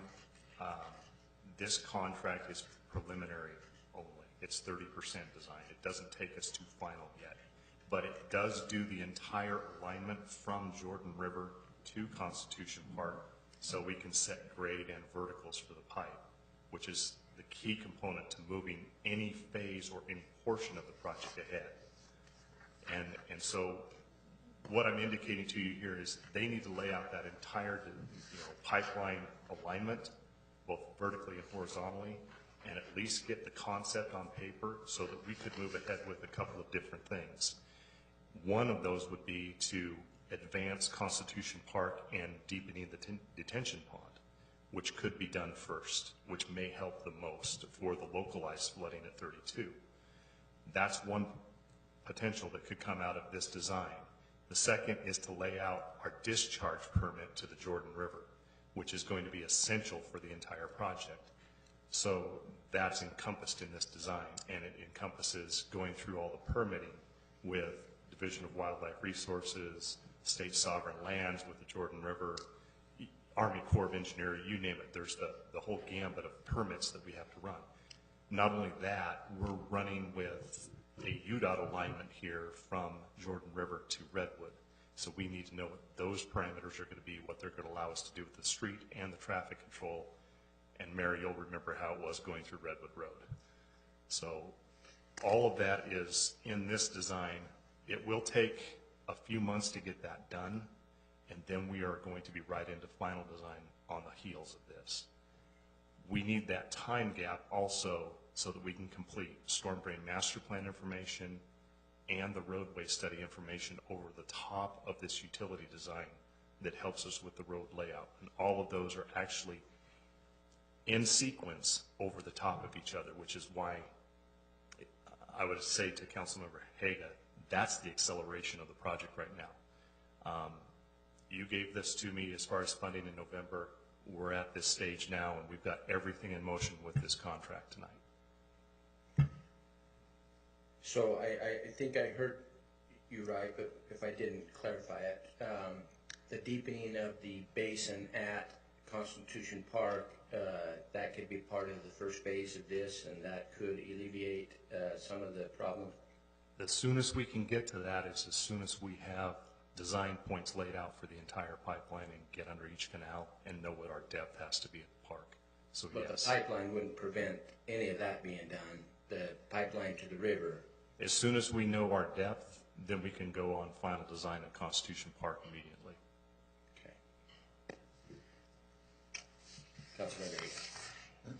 And I don't know if you can answer this, Dave, but again, I use the word emergency because, you know, it rained in the winter last week, and my basement flooded.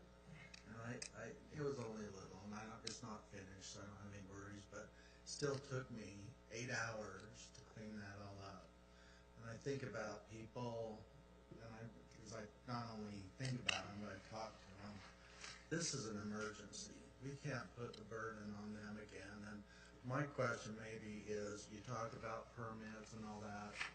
Is there a declaration that we can make as a city that speeds up the Corps of Engineers, speeds up the Jordan Canal, so at least maybe we can get past one of the canals? Because I'm not an expert on this, but I know once the canals are filled, there's nothing we can do really. Until the fall, yes. So I don't know, that would be a question I ask you, and because the residents are gonna start asking us why we're not prioritizing it.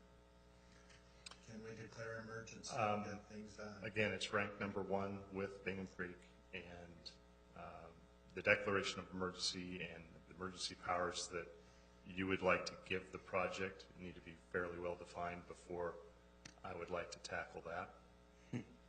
And that's one of the issues that we could come back to you with if you want to have us move that direction. Well, as long as it's expedited, I would move to approve 15-11. I'm anxious to see the plans. Second. We have a motion by Mayor Rolfe and a second by Mayor Stoker first. Discussion to the motion? I got promoted. Councilmember Sucker. Hey, it's been a long day. It is a long day, and it's coming here. It is really long. Are we voting? Sorry, I'm asleep too. Okay, Councilmember Stoker. Yes. Councilmember Hagan. Yes.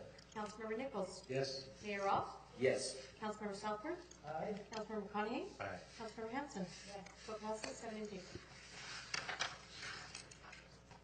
Okay, thank you, Dave, for staying so long. We had some comments that from the council. You know, Mayor, I did, but upon further reflection, I think my comments will be best received and more appropriate in a private setting, so I'll defer. Did you have? I did, but I'll chat with you on Friday and we'll go from there and see how to best address it. Make a motion then, please. I will wait. I think it might be wise if you want to make an announcement that we're going to have a special meeting on Saturday. Oh, yes. Just so it's part of the record. Yes, we will be holding a special council meeting on Saturday at 10 a.m. here. Which will be posted electronically by telephone as well, right? Yes, there will be some that will be. Yeah, there will be some that will be connected by. Sorry. Ben. So now I'll entertain a motion. Move to adjourn. Second. Have a motion and a second. All in favor? Aye. Aye. Any opposed? None of you can. Thanks.